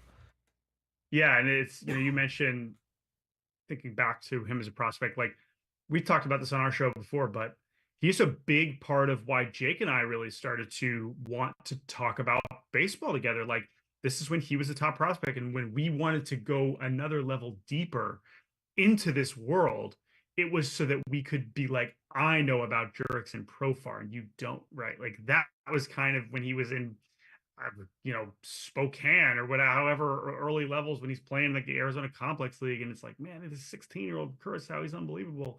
And that was something that we really liked, getting into. And so it is a remarkable career arc, and yeah, man, he's the story of the Padres season. I don't think there's really any way around that. It's also a reminder that for the amount of resources, money, time that front offices put into discovering players, A.J. Preller, traveling the globe, staying up all hours of the day, trying to turn over every rock on planet Earth in search of baseball players. Sometimes it just comes down to luck, because any team could have signed Jurickson Profar. He's getting $1 million. No one could have seen this. We actually asked the question, does A.J. even really get any credit? We were so sure he was going to sign. Jurickson Profar this offseason. We put him on the roster as part of the plans before they even signed him, going, well, obviously Jurickson's going to be an option in left field, for the Padres this season, because where else is he going to go? He's going to be a part of the Padres. It's just a foregone conclusion. Yeah. A lot of this game is, Jordan, as much as we attribute intelligence and skill, there's a lot of luck in baseball involved too. Absolutely, right. And not, okay, sure, you maybe could have seen it coming. I mean, he still wasn't signed until after spring training had started, It's not even like, all right, it'd be one thing if they had identified him early in the season, like, we want to bring him back, like that, sure, maybe you get a little bit more credit for that. So, and obviously I guess they get credit for it being a place that he clearly wanted to keep coming back to. Sure. Yeah. And I think that is something you can give them, but you are 100% correct. There's no version of this that does not involve an incredible, role of the random number generator that produces our baseball results. Talking to our pal Jordan Shusterman from Cespedes Family Barbecue here on Ben and Woods this morning. And, the rumor mill always heats up. And we've already pulled off 2 massive trades, here in San Diego this year. And the rumor mill is always heating up, Jordan, when it comes to the trade deadline. I'm looking at the Garrett Crochet to the Dodgers rumor, maybe to the Padres even. The pitcher for the Tigers, Skubal. Yeah, Tarek Skubal. Why would teams like the Tigers and the White Sox that still have multiple years of control left on lefty power arms that can get guys out at the big league level, why wouldn't they just build around those guys? Do you suspect that those guys will be moved? I just don't understand the constant reshuffling and re-upping on prospects from other teams when you have guys like that you could build your rotation around. Totally with you. And yeah, there's something part of it that's, you never know, pitchers, who knows what they'll be in 3 years, let alone 5. I think I'm completely with you. Now, I think the Crochet and Skubal situations are definitely different. 0% chance Skubal gets traded. Crochet, it's just because we know the White Sox are still in just such mega teardown mode, but they have enough else to trade. Even if they do want to make a Luis Robert deal, Kopech's a guy they could move. And by the way, for the Tigers, if they want to go full sell, Jack Flaherty should get you some real stuff. I mean, what he has become this season is really astonishing. That's another one of the more quiet, remarkable pitching seasons I think we've seen. And a lot of it is being masked by the fact that he's on the same team as Skubal, and Skubal, might be the Cy Young frontrunner. So, but I can't see that. And for Crochet, man, I've talked about this with one White Sox podcast. That one would just be so hard to stomach, right? It's the one thing that's gone well for them. At them when he was their opening day starter. We absolutely were. Yeah. And it's not like he was a total nobody. He was a first round pick, and he at his best was one of the more impressive, college pitchers we've seen, but the track record was not there. He never started. I mean, he literally never started a major league game. Right. So, and of course the injury track record too. So you hope that he's someone they can build around. And I just don't, because to your point, how many times can you keep pushing the timeline farther into the future? And if you have someone that's that good, man, it's one thing you move Dylan Cease, with a year and a half left or 2 years left, but this is a totally different beast. And it would just be such a horrible sign to the fans that have obviously already suffered enough. It was less than a decade ago when the Padres were such a zero team that you'd go scan the ESPN.com baseball headlines, and maybe once a year the Padres would rate something that would make a headline. Now they're literally every single week, something involving the Padres is worthy of national attention and news. This last week, of course, it was the series against the Washington Nationals, which was just filled with drama, ups and downs, controversy, and, of course, a benches clearing incident that involved Jurickson Profar, and then Mackenzie Gore throwing at Jurickson Profar, not getting tossed out of the game, and then Manny's home run response. What was your view of what went down in that series between the Padres and Nationals, Jordan? Yeah, I mean, it seemed like kind of a classic baseball, brouhaha, where you just have the perfect level of discontent and, plausible deniability on a lot of people's sides of things, where it's why would he throw it purposefully there? You have Kyber Ruiz trying to slow things down. You have all these different parts about it. Profar, after the walk-off, maybe running towards the Nationals dugout, was that necessary?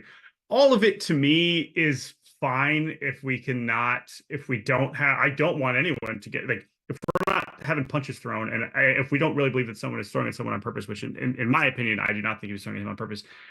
I think having these kind of moments is a good thing because, as you mentioned, people are going to talk about it, and that's fine. And if people are not throwing punches, and if it's just creating, some unsurprised, again, it's like how many people would have been like, yeah, we're going to have this really. Imagine telling someone in March, yeah, one of the spiciest back and forths of the year is going to be Jesse Winker and Jurickson Brobar. So good. You'd be like, what? What are you talking about? So I think that's something that, like, these things kind of pop up at completely unexpected times. And I wasn't surprised that, honestly, either team was kind of at the center of it because of the personalities involved. 100%. Jordan Shusterman from Cespedes Family Barbecue joins us this morning. And your Mariners have righted the ship. They're back up in first place.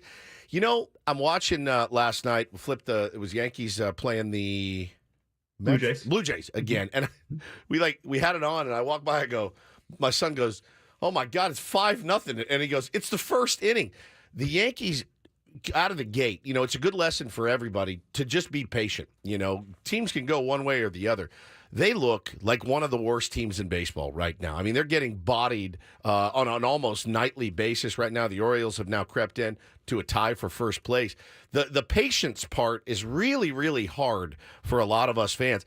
And we always try to remind people, just because you start hot, there's going to be a lull. There's going to be they literally look like the worst team in baseball right now. Yeah, they sure do. Them and the Rockies are the only teams that have lost 8 of their last 10. And it's nice that they got out to that lead, but why did they get out to such an incredible start? Because they have some really good players that are still on the team. And so I think when you go through a situation like this, when you are losing, it's always so much worse when you're losing to rivals, right? That just hurts. And you're right, they've been getting crushed.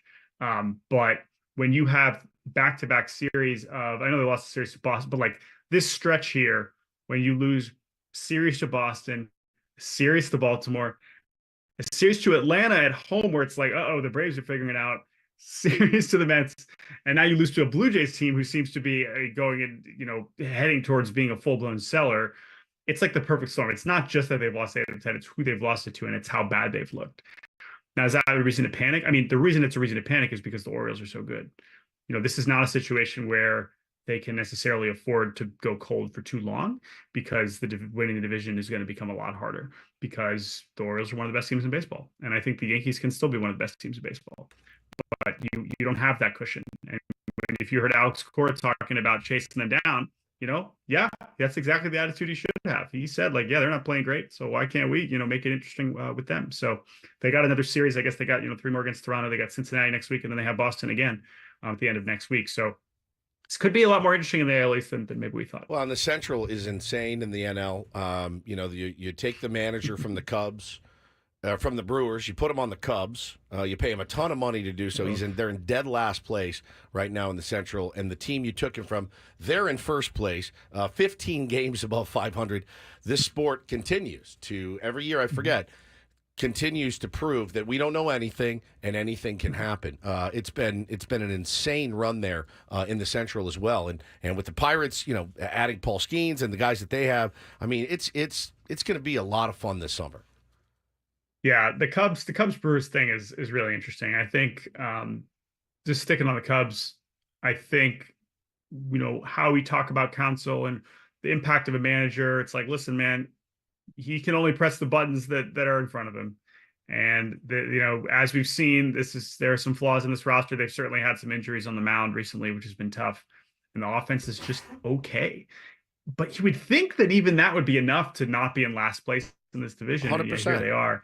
Milwaukee is an even more amazing thing. I think they have proven me right, or proven me wrong in so many ways that I'm so impressed. And yet I still look at their rotation. I say, how in the world is this going to be a team that is in the postseason at all, let alone what they would do once they get there? But credit to them. They've been awesome. I think the real trick is figuring out which teams are just going into that lull and they're going to bounce back, and which ones are truly in trouble. Like 2021, Padres got off to a hot start, went into a lull, never got out of it. Just, the season fell apart. But I just went back and looked last year, Jordan.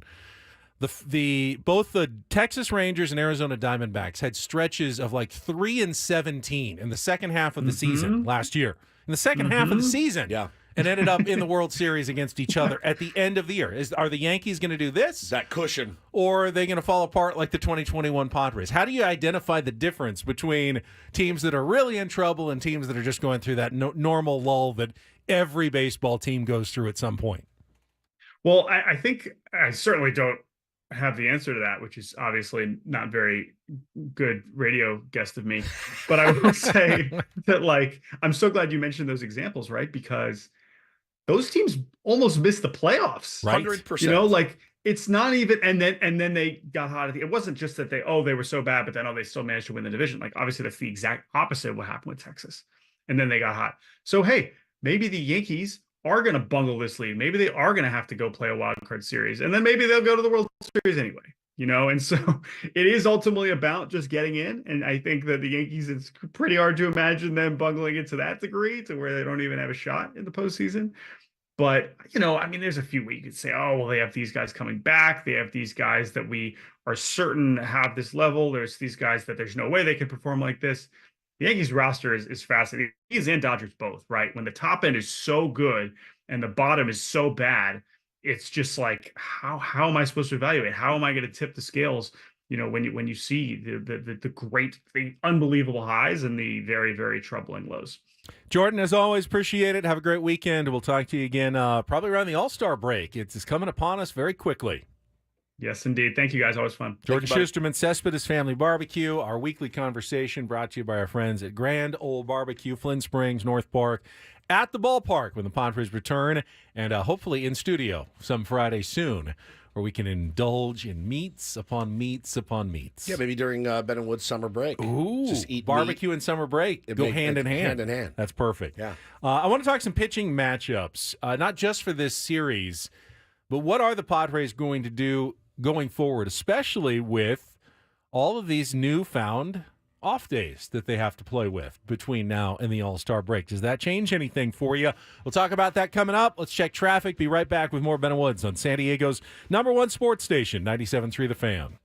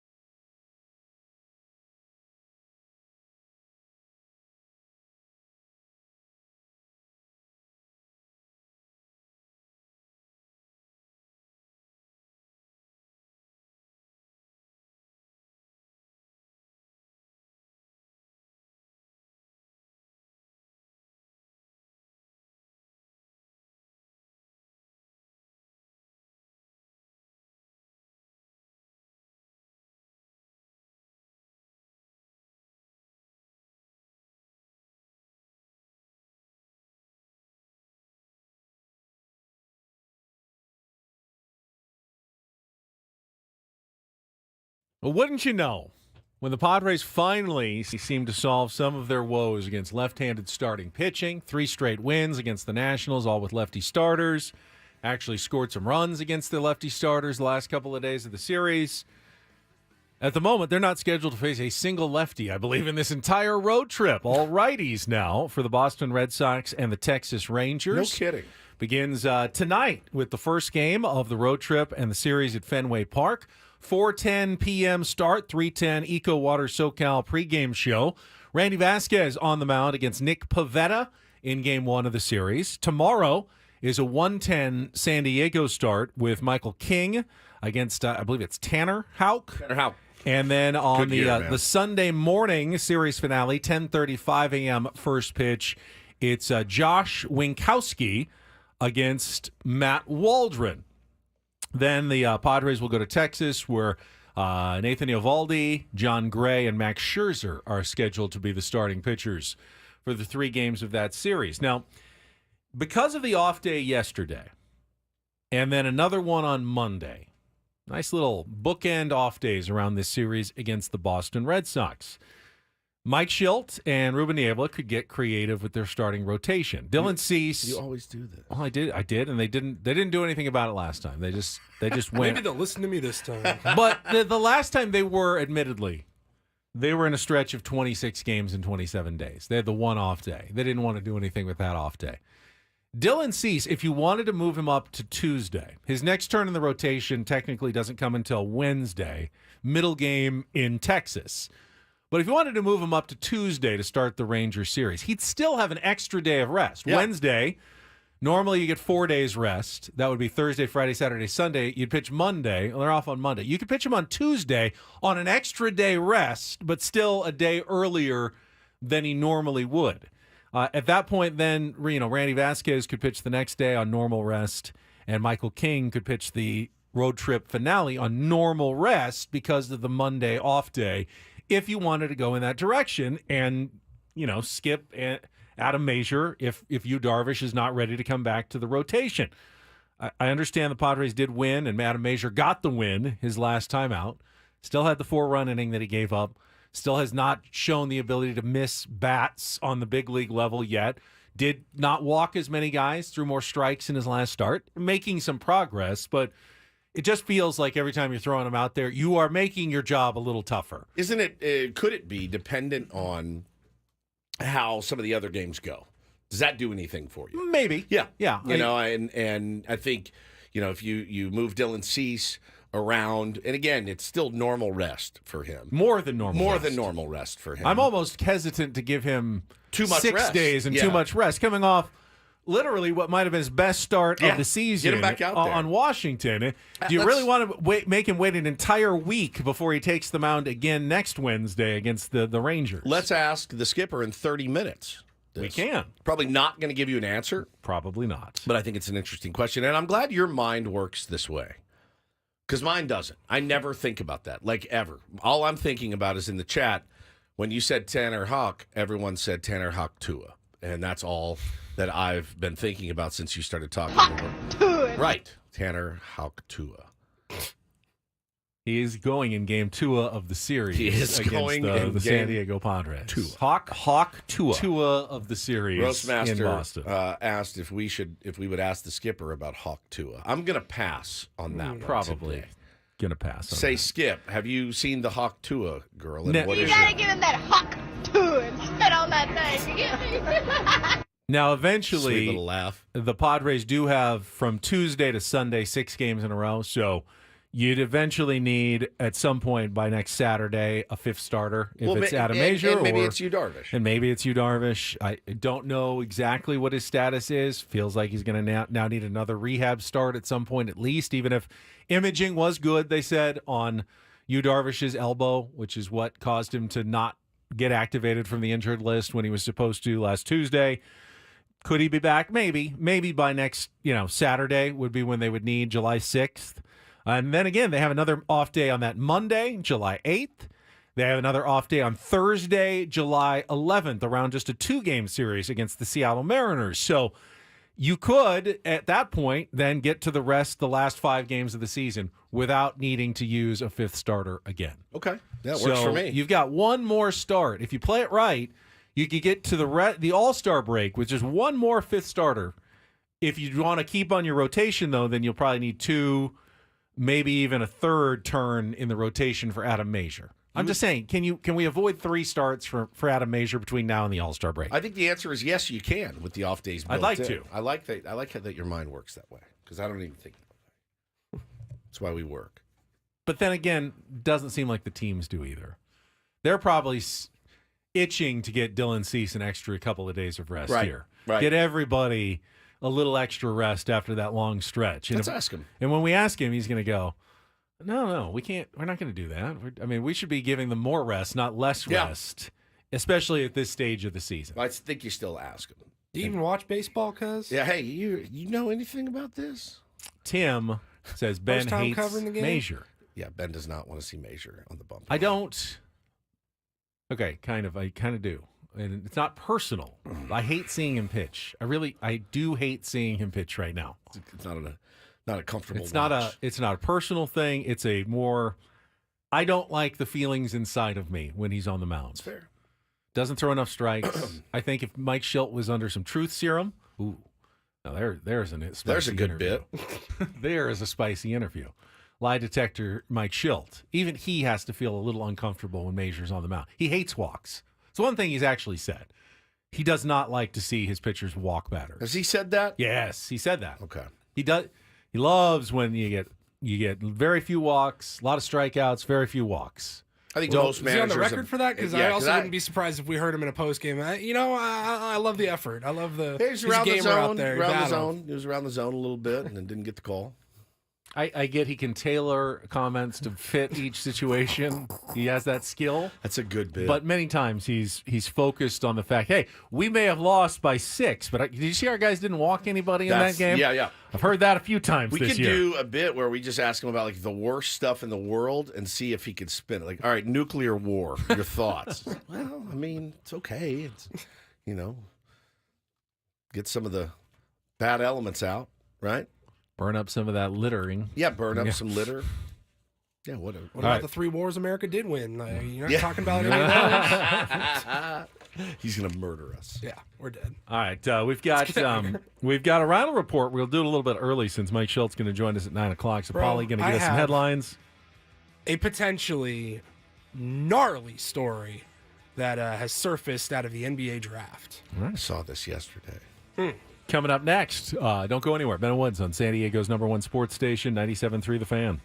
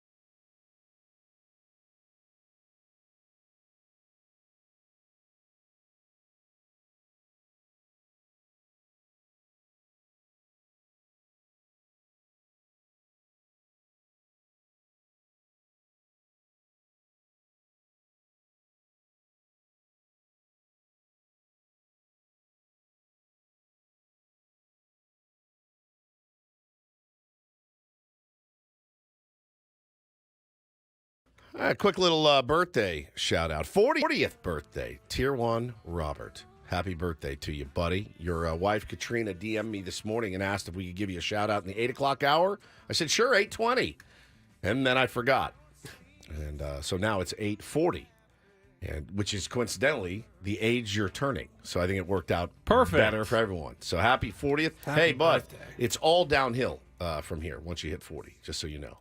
You're going to need QC Kinetics. You're going to need probably West Coast Men's Health. You're going to need all kinds of stuff. Hold on. All right. I know we have a Reindl Report coming up. When do you feel like it really did start going downhill? The day day I turned 40. Yeah. I feel like it was more like 36 or so. Oh, no. I felt really good. You felt good until the late 30s? Bro, come on. I was thriving. I feel 40. Better now than I did probably at 36 well, you to lost 45. 40 pounds. Yeah, it's huge. I have not. Absolutely huge. But, when I was 40, yeah. I mean, it was like the next morning I woke. I had some drinks, so Hannah threw me a surprise party, and I had some drinks, and I woke up. Surprise party? Yeah. This is before I knew you. Yeah. They threw me a surprise 40th birthday party. Were you really surprised? Yeah. Ish. Where was it? Tower 13. Oh, right on the beach. Yeah, right on the beach. It was amazing. Cardiff. It was. She went all out. It was great. A lot of people? Yeah, a lot of people. Like 50, 60 Now, people. how did they pull it off? You thought you were just going to dinner with let's her? go get a beer or something. Yeah. You weren't even married yet, were you? No, we were just dating at the time.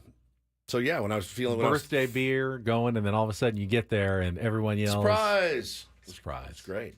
I would have liked to have been there. Yeah, well, I didn't know you. So I know. It would have been weird to invite me at that point. Now, my 50th, you'll be there. Van Halen will be playing there. Nice. Yeah, hopefully. Which one? I would like to get them all together again. All of them. Eddie's not here anymore. He's not with us, so that's going to be tough. But to get Sammy and Dave would be pretty solid. Get them up there. Maybe Rat could play my 50th.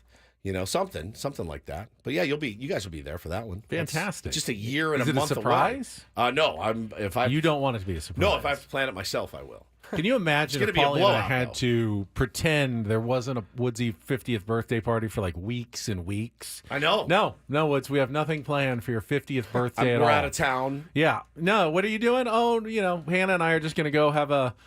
we're going to Tower 13 again. We went there for my 40th, so we're going to go again. Oh, I didn't hear anything about this. Have fun. Jeffrey says he feels terrible at 36. Yeah, 40 just crushed me. Can't wait for 50. Now, some combination of SDFatLoss.com, QC Kinetics, and West Coast Men's Health. Be good to go. Fix you right up exactly for your 40s. What's baseball really like? Join former Padre and MLB All-Star Brett Boone and his big league friends on his podcast, The Boone Podcast, 3 days a week. Brett talking with Hall of Famers, fellow All-Stars, friends, and more. Get their take on today's game. He's had some big names all season long. The Boone Podcast and the free Odyssey app or wherever you get your podcasts. The Kaboom Podcast? The Kaboom. Kaboo? Friday, 8:43. Kaboom goes the dynamite. You can put it on the board every Friday at 8:43. That's why we have the Reindl Report scheduled after traffic here on 97.3 The Fan. From the 97.3 The Fan Traffic Center, here's Kelly Danick. Traffic is sponsored by the grilling store at Hillcrest Ace Hardware on University Avenue in Hillcrest. Just one problem here, southbound 15 Valley Parkway, 3-vehicle accident in the fast lane. The grilling store at Hillcrest Ace Hardware on University Avenue in Hillcrest. Purchase a grill this week and your first cookout is free, courtesy of Omaha Steaks. That's a dozen free burgers and a dozen free franks. The grilling store at Hillcrest Ace Hardware, where service still matters. I'm Kelly Danick with Ben & Woods, San Diego's #1 sports station, 97.3 The Fan. And get things started here with our today's edition of the Reindl Report. Now tuned into the greatest. Welcome to the Reindl Report with Paul Reindl. Hi, Paul. All right. 2 stories from the world of sports that we haven't gotten to yet. We'll start off in Major League Baseball. And 1 story that you didn't know you needed. Are you laughing, biatch? It's the Reindl Report Hey, Paul, how you doing? Okay, how are you? on 97.3 The Fan. Are you ready to bless the mood? I need some help, please. That was good. Can I get a oh yeah? Oh yeah. All right. Happy Friday, gentlemen. Start off in Major League Baseball. It's that time of year where every year you have the conversation, is Shohei Ohtani going to be in the home run derby? Yeah. He's only done it once, I think. John Flint was in here about an hour ago, and he said, Profar in the All-Star game, is that a good idea? Like, shouldn't he just take the rest? And we all thought, 2 or 3 innings, probably a good idea for him. Get him an AB. And if he wants to do it, no problems with that. But with the home run derby, feels like every team is always questioning if they want their guy there. Is it going to ruin his swing?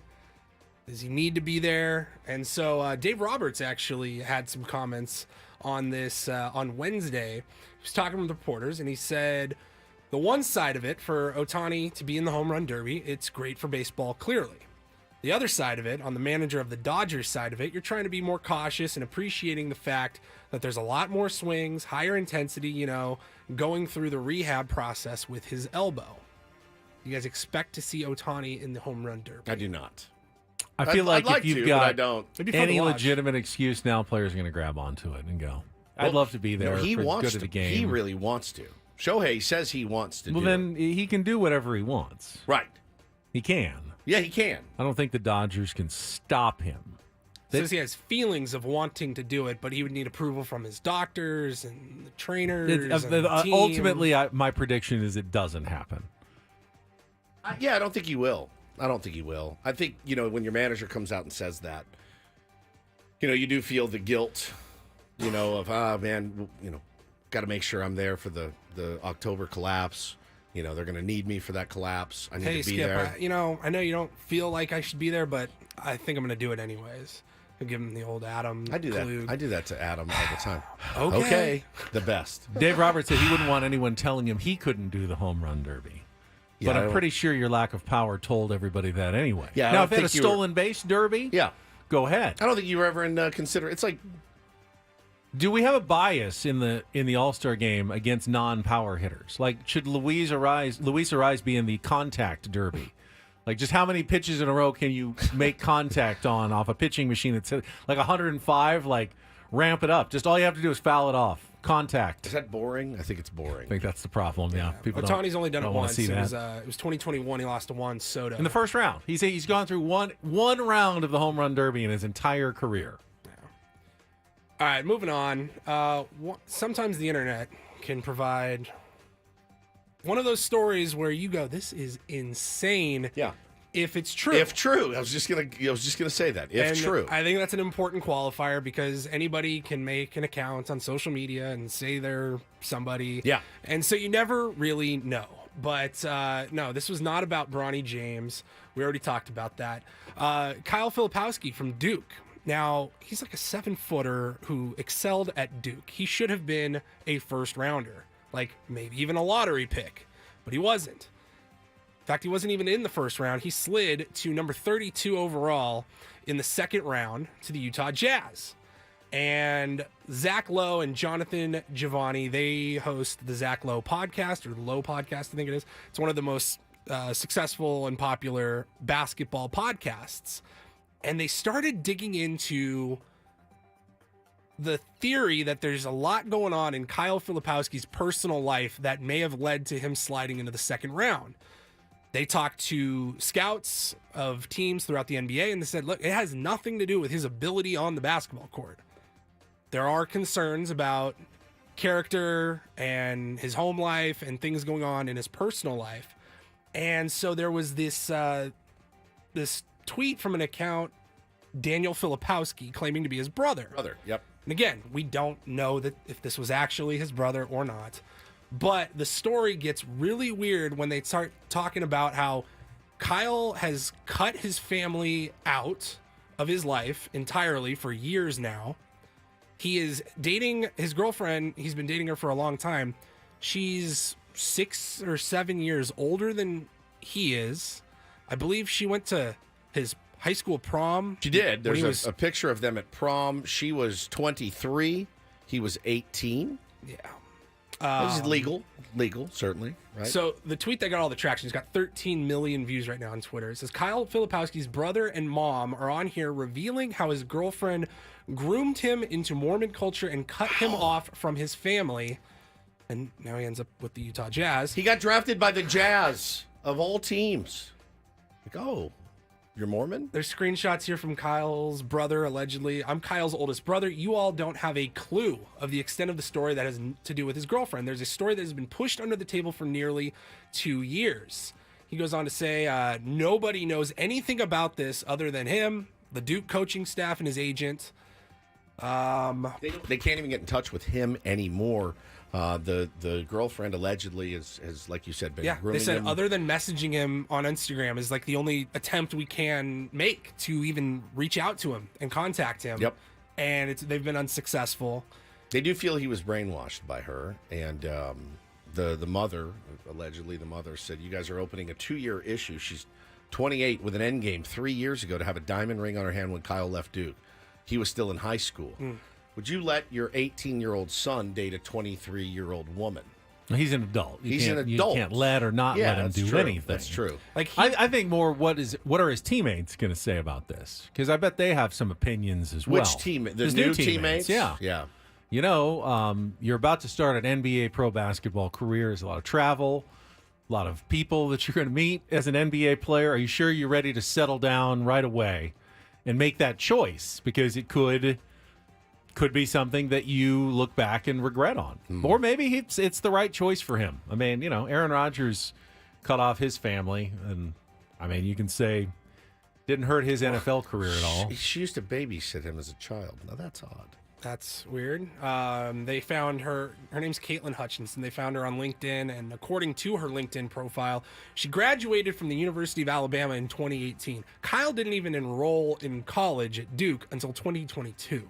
Interesting, man. It's just really bizarre, and I got to imagine more details will come out on that. But yeah, everyone going, how the hell did he slide to the second round? That's why. And teams are saying that's why. There's a lot going on, and we wanted no part of that. Very interesting. Creepy. Finally, Woodsy, you look a little tired over there. A little tired. Have you had your caffeine yet? I did have my caffeine this morning. What'd you have? I was thinking about re-upping. I go coffee, and I mix it with a little collagen protein and some MCT powder. Love that MCT powder. From Bubs. Why Bubs? Simply the best. Well, if you're looking to switch things up, I've got a new way to get you caffeinated. Okay. 5 Hour Energy. I've had 5 Hour Energy. I have too. I'm okay They're with adding it. caffeine to it. What? But you don't have to just drink little shot bottles that they have now, because they have just debuted a caffeinated barbecue sauce. Oh, delicious. Barbecue sauce. Yeah, remember that picture I used to post when Tim Hill would pitch of the Monster Energy ham? This is perfect. With 5 Hour Energy barbecue sauce. Yeah, I like to take Monster Energy ham, make little ham rolls, dip it in the 5 Hour Energy barbecue sauce. So have your Martinez coffee in might the morning. like this too. Yeah. You can have your coffee in the morning, but maybe you get a little tired, a little come down in the afternoon. Yeah, towards have some dinner. ribs. You get a little hungry. Sandwich. Yeah, a little caffeinated barbecue sauce. They just unveiled it. It's a new product for the summer. They are giving away 12-ounce bottles through their website.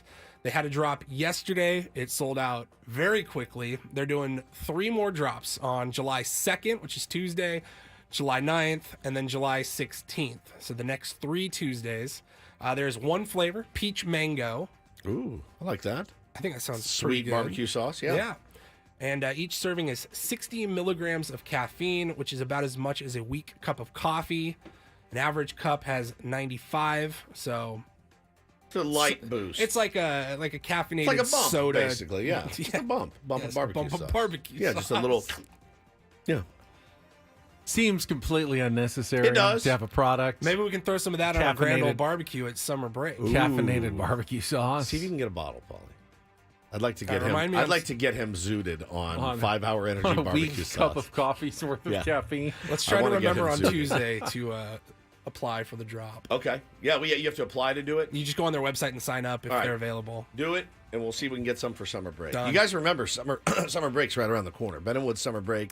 During the All-Star break, there's nothing going on. So we give up all of our guests, all our baseball guests. It's their break as well. It's their break. Jesse Agler, Adam Jones, Sammy. We just take the week off. We just party in here. I think Friday we got back to normal. Yeah. Because Padres have a game that day. Yeah, but we just party for a few days. in Monday here. through Thursday, it's going to get weird. It gets really weird. Ben hates it so now, much. I'm sure it's probably not going to happen, but I feel like we should go on a field trip for one of those days. I'd be down because for summer that. camp usually involves one of the days you go on a field trip, like to a water park or something like that. Do a remote broadcast? Yes, I'd be from down. somewhere like summer fun in the morning. Can we just do it at the beach, you think?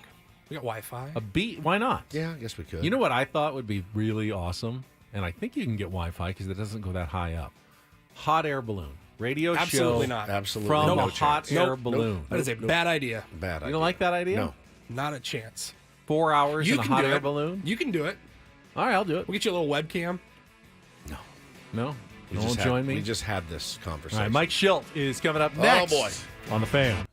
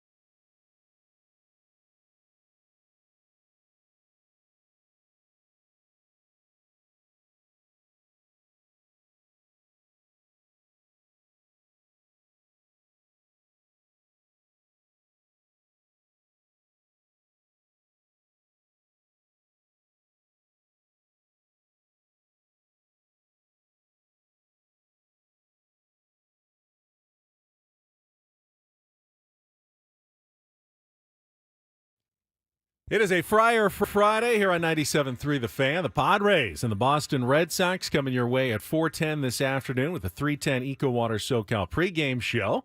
And as we do each and every Friday at 9 a.m., it is time for our Manager's Report with Mike Shildt, brought to you by San Diego County Credit Union. It's not big bank banking.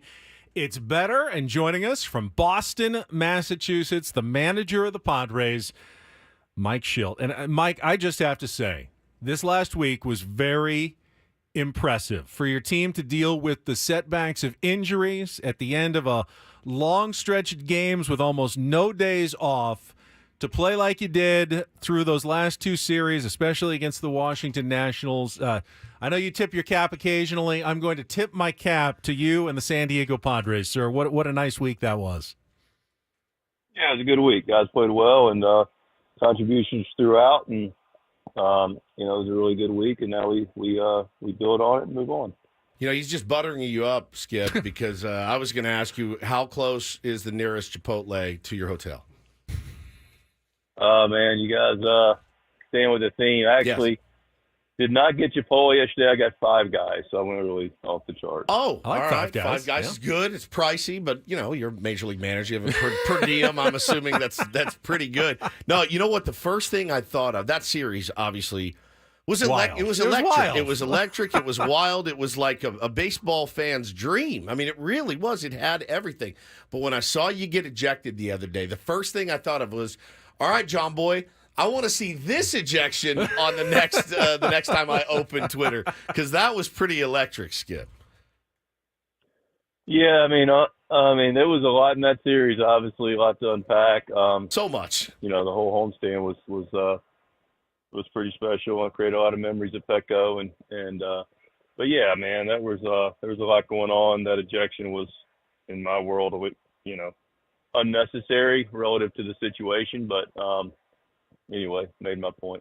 100%. And I did want to ask you, after the game, after cooler heads prevailed and everything, you had said, I don't necessarily think it was intentional in that case. And I mean, listen, I don't know it from Adam. I thought immediately as a fan was, oh yeah, he did that on purpose. What did you see, or based on, your experience, what made you think it wasn't intentional from Mackenzie Gore? Not that it matters now, but I just like to think that, I don't know. I mean, I like to give people the benefit of the doubt. I watched his reaction. I mean, you can feign a reaction. Sure. I get that part. Like I said, Mackenzie, I got to know him when he was with us, and have a lot of respect for him, and, actually got to know his parents a little bit. We're both live in the same part of the world in Eastern North Carolina. So, I just, after everything, whatever point they felt like they needed to make, which, again, don't want to overly revisit it, didn't particularly understand it, but, I got my own club to think about.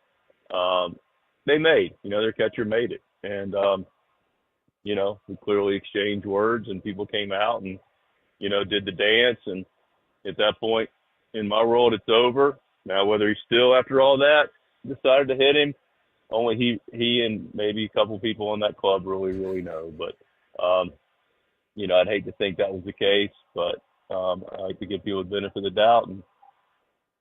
But either way, intentional or unintentional, he's got to go. And somehow, after all that, and the warnings get, issued, somehow he gets hit and he gets to stay in the game. And I got to go. But, 100%. We overcame it. It's not just you can't throw at him intentionally. It's like you better make sure you don't hit him, whatever you do. And if you do, you are now responsible for whatever happens. I totally agree, Mike. Mike Shildt is with us here on 97.3 The Fan. I've got a question, and I don't know, as a manager, when you guys get bad news about Tatis and the stress reaction and Yu Darvish not going to be able to come back, how do you address that with your team? I know you got pros and they're used to dealing with injuries and stuff like that, but how do you not let that become here we go again, like, oh, that's more bad news we got to deal with? What do you do as a manager when those things come up during a season? I mean, they come up. I mean, I don't, I think the public, at least for me, there's not like these team meetings, like, they're just not. I mean, we've been in the game a long time.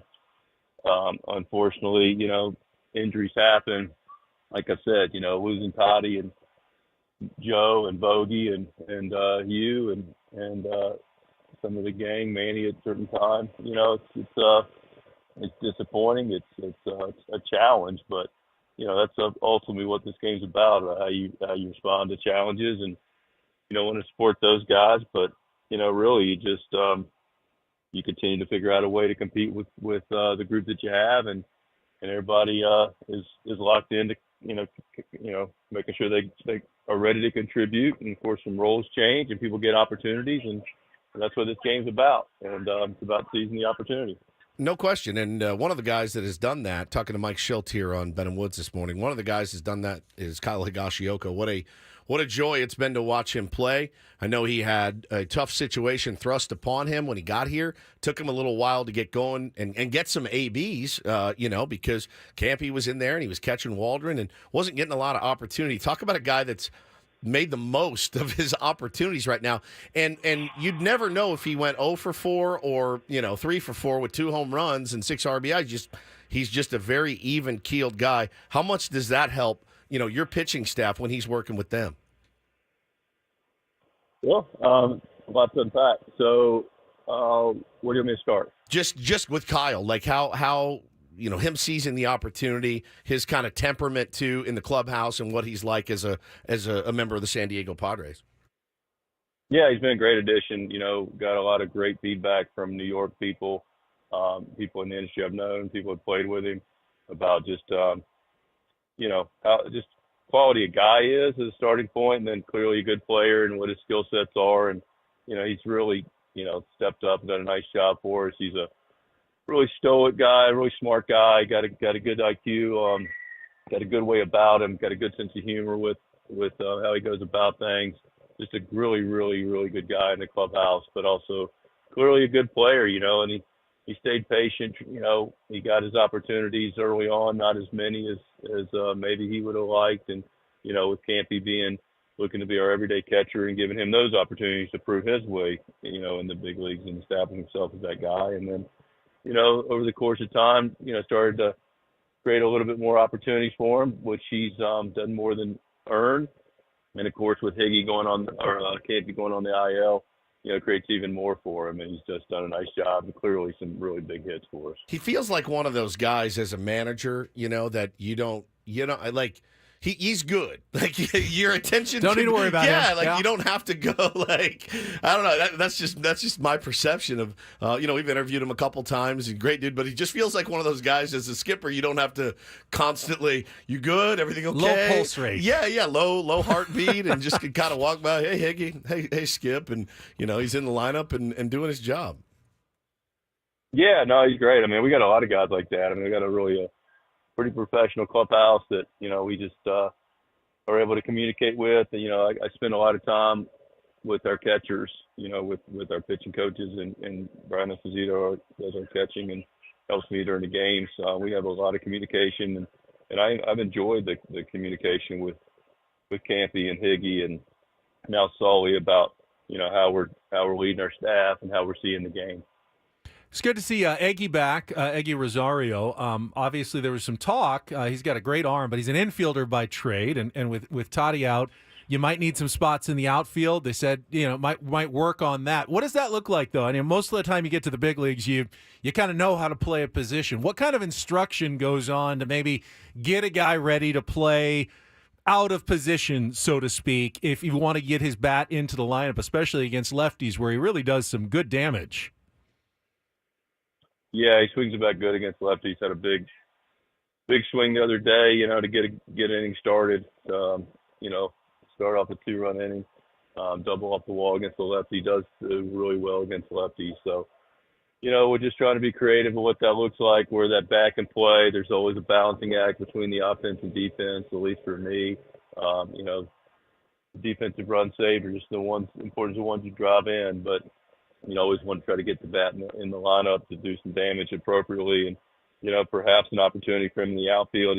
He's never, when I say never played outfield. But, Jackson hadn't really either. So, but it's a hard place to just pick up and learn. And, he's getting some work with Dave Macias, our outfield coach. And, see what that looks like, and we'll see if there's an opportunity that presents itself to get him out there. Talking to the skipper, Mike Shildt, here on Ben and Woods this morning. And, boy, you guys haven't had any trouble closing out games when Robert Suarez comes in to, throw 6-9 fastballs by guys and, call it a day. But closing out some of the other games been a little bit of a challenge, Skip. The 8-0 that turned into 8-5 the other day had to make your little bit of hair turn gray for you. How do you? Did I got a little bit of hair? Yeah, you got a little bit of hair, right? And the hair that's remaining turns gray. I thought I got pretty good hair. You got good hair. Yeah, decent hair actually. What? A little bit of hair. It's not great hair, but it's not a little bit.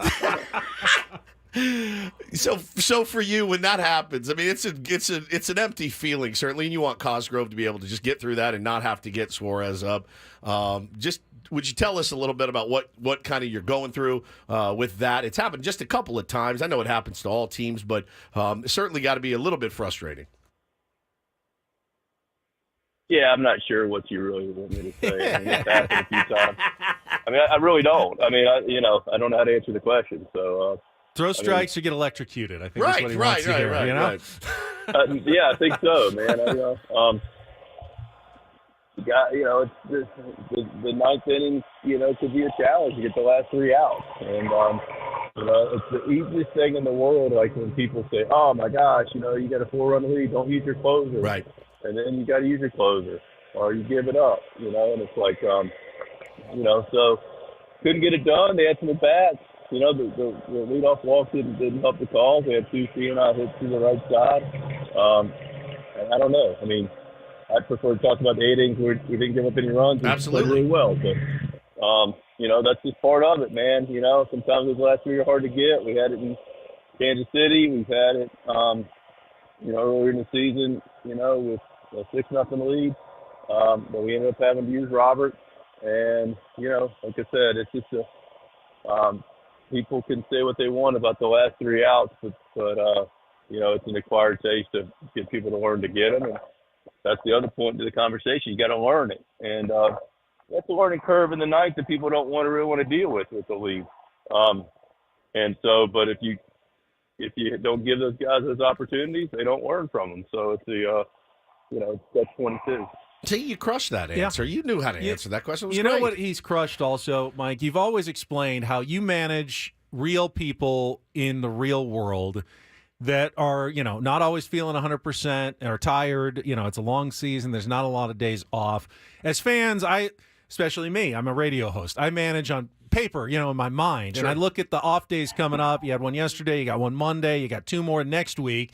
And I look, well, maybe you could, get Dylan Cease out there. He's pitching so well and move him up a day. How do you look at that in that equation? Is there no thought, I don't want to move him up. I want to give him those extra days off. Or is that something you might look at here before the All-Star break with now the extra off days that you've got coming up? Yeah, I mean, we'd be irresponsible not to look at it, right? Yeah. So we do. Me and Ruben look at it. We partner with AJ in the front office, and we also talk to our players. And it's not it's not in a vacuum. It's right. What can be best for Dylan Cease is X. What can be best for Michael King is Y. What's best for Matt Waldron is Z. Vasquez, Mazer, etc. And so, individually you can say, yeah, we could do this with Dylan. Oh, but how does that impact Michael? And how does that impact Matt? And what do we got on Adam and Randy? So, we put it all together and figure out, the balancing act of making sure that, the competition is taken care of, the rest is taken care of, and then, of course, the short term versus the long term of what that can look like. And we do our best we can to balance all that. And we've had some, like I say, conversation with them and some internal conversations, and we put the best plan that we can lay out there together with all the variables. Mike, I really appreciate it. Before you go, any updates on you, Darvish? I know we saw Xander Bogaerts taking some batting practice before you guys went on the road trip. Just kind of overall general health updates on your team? Yeah, so, it looks like Darvish, the imaging is negative, so it's positive. Nothing overly alarming with that. I do think he was going to seek another image, which is pretty standard. And then it's just a matter of getting inflammation out, which is the biggest culprit, it feels like right now. What's taking place in his elbow, getting it out and getting to where he can play catch and recover. The longer he stays away, the longer it's going to, longer you can't throw, the longer it's going to be for him to get back. So no real, great timeline there. Bogey's trending in a really good place. Going to have another scan soon, CT scan that'll determine how much further he's healed. The most recent one was favorable. Looks like he's a little bit ahead of schedule, but the next one will be the one that allows us to determine with him how much he can ramp up. But the good news is he's taking ground balls, he's taking some swings, and then, like I say, relative to the next one will be how much the volume you can take to where you can start to get some live at bats and potentially rehab and get back, working with us. So good news on that front. He's with us, obviously, his return to Boston, so I'm sure that'll be bittersweet for him. But I know this organization is going to do something to reward his really productive time here. Arise back from his ouchie? We're determining that. Determining that one, okay. And have fun managing at Fenway Park. I mean, that's got to be kind of special for anybody gets to go in there. It's a temple of baseball history. Oh, it's amazing. Yeah, I love coming here, and I'm right here in the dugout right now looking at this beautiful field. Awesome. So life is good, very blessed. All right, well, have a good one. Thanks, good series, and keep up the good work. As we said, very impressive week, and we'll talk to you. Actually, 2 weeks. You got next Friday off with the 4th of July holiday, so we'll talk to you in a couple of weeks, Skip. Oh, you guys aren't working? No, we're not working. Yeah, we're taking a 4-day weekend, off, of course. Man. We're not baseball players. We play, and you guys, country club. That's okay, right. all right. Well, believe it. I'll see you next month. I'll see you next month. There we go. All right, All-Star break. There we go. That sounds good. Mike Shildt, manager of the San Diego Padres, absolutely right. His we voice. are not. We are lazy. He like perked up. He goes, Got one. I don't get those days off. No. Just you guys, huh? You take the extra long weekends. I guess he's volunteering to do summer break with us then when he's on his break. Oh, he will be on break. That's right. All right, we could turn this around Yeah. on here in a couple of you're weeks. taking an entire All-Star break off Really? here. What? Well, Wow. we're here. We took We're 2 days. here. You're taking 4. Wow. You guys aren't playing. Oh, yeah, we'll throw that back at him. Oh, yes. We're talking about Friday. All-Star break's coming up. You know who's working, right? We are. That would be us. Should have him in. That'd be awesome. Give him a rundown. 5:30. 5:30. See you here. Yeah. Liners to read. Just the whole shooting match for Mike Shildt. That'd be so much fun. So much fun. No, he's great. He's great. He gets so mad. Oh, yeah. What do you want? I love the. I love. How do you want me to answer? How do you want me to answer that Well, one? then you just knocked it out of the park. He had a great answer. He does. It's great. It's his way of saying that's not a well-worded question. I know. It's- I know. I know. I know. All right, we'll come back. We'll react to what you just heard. We got a couple of segments left for this week. Looking forward to the weekend, of course. It's Ben Woods. We'll check traffic here on 97.3 The Fan.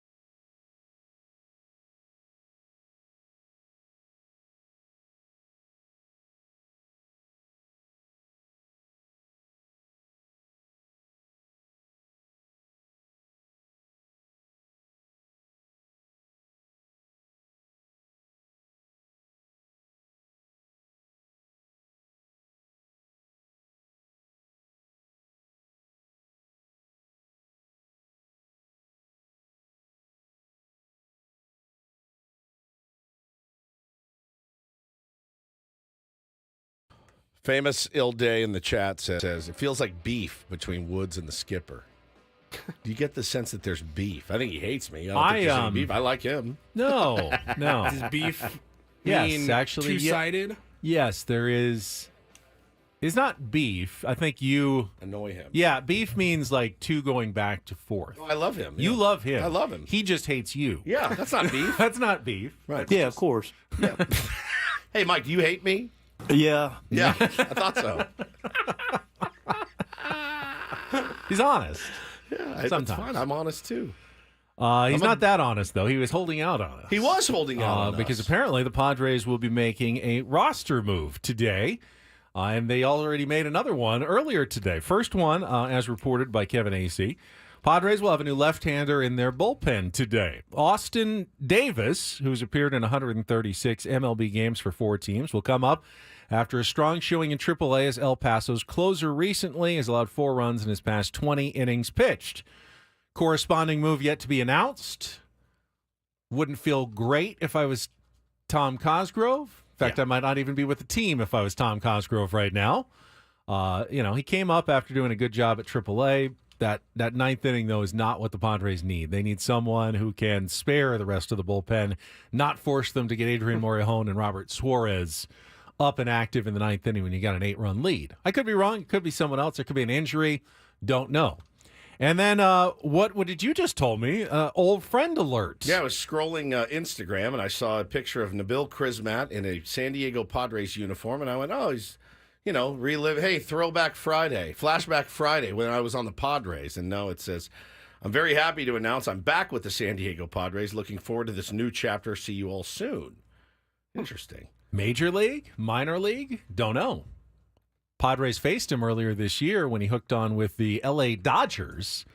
Hadn't really been keeping up with Nabil's status, but got released by them. Went to Texas. I think. He was just released by Texas like 3 days ago. Looking for a home again, man. Looking for a place that he can get some opportunity to pitch. He's Nabil Crismatt. Well liked, very well liked. In the Padres clubhouse. There's no doubt about that. We're bringing back all the vibes, guys. Who's next? Jorge Alfaro. I don't know what the hell happened with him and Bob Melvin at the end of the 2022. Yeah, something. But the vibes were strong leading up to the playoffs. Looks like he's, so it's a 4:10 first pitch, which means lineups probably around 1 o'clock this afternoon. Probably roster announcements around the same time. Now, we know Mike Shilt's already there in the dugout, he said, at Fenway Park, getting some early, soaking in the history of the Green Monster and such early in the day. Yeah, and they always have early meetings for the series opener. You got your hitters and pitchers meetings to go over matchups and who they're going to be facing throughout the series. Like, one of the main things this team needs is a mop-up guy, and nobody's really snagged that job. Kolek didn't do it. Cosgrove didn't do it. Now, Kolek has been pitching well lately. No. In mop-up. That's true. Yeah, he's better when they actually put him in higher leverage situations. Leverage, he's been better. Yeah, good point. So Nabil Crismatt, welcome to mop-up duty. He's probably not joining the major league roster, Ben, I would imagine. But we'll see. We'll see what happens with Nabil. But he has posted on his Instagram that he is in fact back with the San Diego Padres. We don't know what level. We don't know what it entails. He's kind of the pitching version of Jurickson Profar. Yeah. Always comes back home after struggling elsewhere. He's back home again.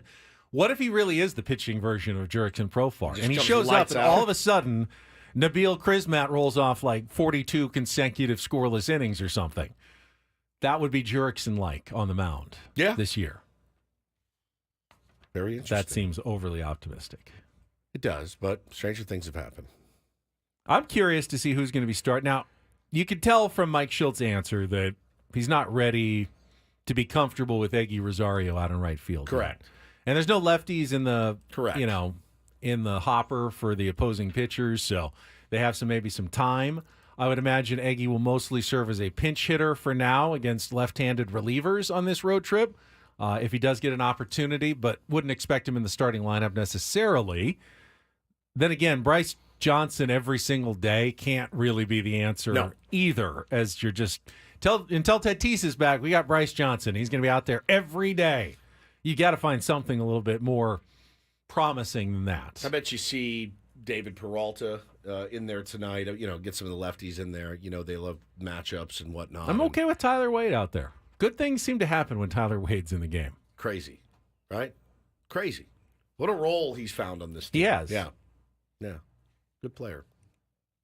If you missed it, good role player. Early this morning, we got to do a mid-season catch-up and chat with our good friend, Major Garrett from Washington, D.C., Padres fan extraordinaire and chief Washington correspondent for CBS News.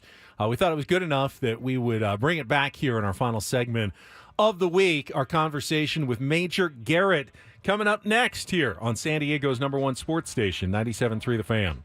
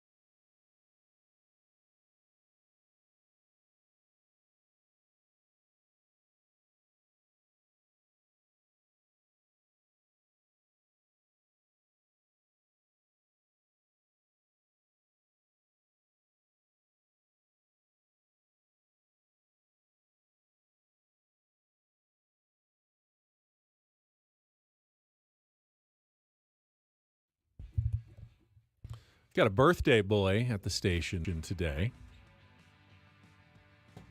It's funny that you remembered his birthday, but you didn't remember mine last time. That's true. When you put it that way. And you're not even his co-host, and he's only worked here for the last few months. Yeah. Now he came on our show every Friday for several years. That's right. So I'll give you some credit for that. Just came up on social media, though. Yeah, I did. Happy birthday to Craig Elston of the Annie and Elston Show that's following us right here on 97.3 The Fan. Still can't get over the fact that we forgot his birthday. I'm just not going to put it on me exclusively, me and Paul. Oh, yeah. We totally bricked. And all the so tier bad. ones and my family. Did your family forget? It's probably my fault, right? Did your family forget? No, they forgot to tell you. They forgot to tell me. Yeah. They didn't forget my birthday, but they forgot to tell you about my birthday. Yeah. And I was actually the greatest gift I ever received was you forgetting about my birthday. Yeah, because you have that to lord over exactly. me. Exactly. It's the best present I could have gotten. Something to lord over Woods moving forward. You can literally, anytime you want, just be like, hey, you remember that time that you forgot my birthday? That really hurt. It always feels like a birthday present when we get some time with Major Garrett. Oh, it's 100%. Always an enjoyable Padres conversation. We had that opportunity this morning, despite every busy thing going on in Washington right now. Washington CBS News chief correspondent Major Garrett with Ben and Woods will bring you that conversation right after traffic here on 97.3 The Fan. From the 97.3 The Fan Traffic Center, here's Kelly Danick. What a big difference from yesterday, guys. Yeah, that coastline is looking good. Southbound 5 out of Orange County all the way down, which is good because a lot of folks are going to be heading to the fair later today. Only problem we've got right now is westbound 8 just past Tavern Road. A big rig whose brakes caught fire. It's over the right shoulder. Doesn't seem to be causing much slowing in that area. I'm Kelly Danick with Ben and Woods, San Diego's #1 sports station, 97.3 The Fan. Now live from D.C., our pal, one of the biggest, if not the biggest Padre fan we know, Major Garrett. Good morning, my friend. Good morning. How is everybody? Man, we are good. We are good. Just, needed the night off last night. It's been a whirlwind around Petco Park the last few weeks. I'm just laughing. You guys had a night off. I didn't have a night off. No, last night was not a night off for you.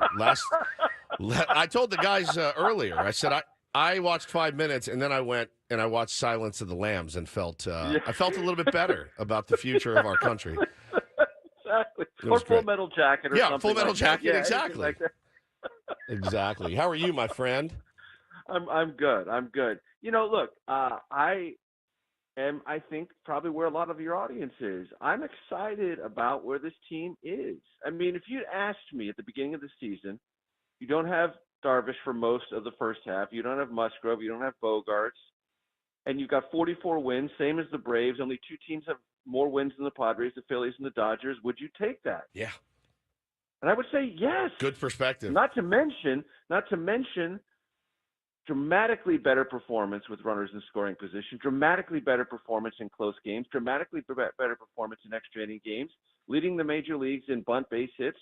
Not a statistic we typically celebrate, but one that's important about how you put pressure on another team. I like where we are. I really do. Good morning, Major. It is good to talk to you as always. My question to you is, has Mike Shildt been what you've expected he was going to be as the Padres manager? Better. Okay. Better. I fully expected that he would be rigorous on preparation process and team unity, and he has been. What I have been very surprised on the upside with is not only his ability to put that in the clubhouse, translate that from the clubhouse to the field, and then talk to the Padre public about why it's working and not to freak out when you feel like freaking out, because all of us are traumatized by the memories of last year. I know Bob Melvin is a very respected and accomplished manager. I don't want to take anything away from him, but Shildt has a more positive and more direct explanation for what he's doing, why he believes it will work, and why he's not going to be deterred.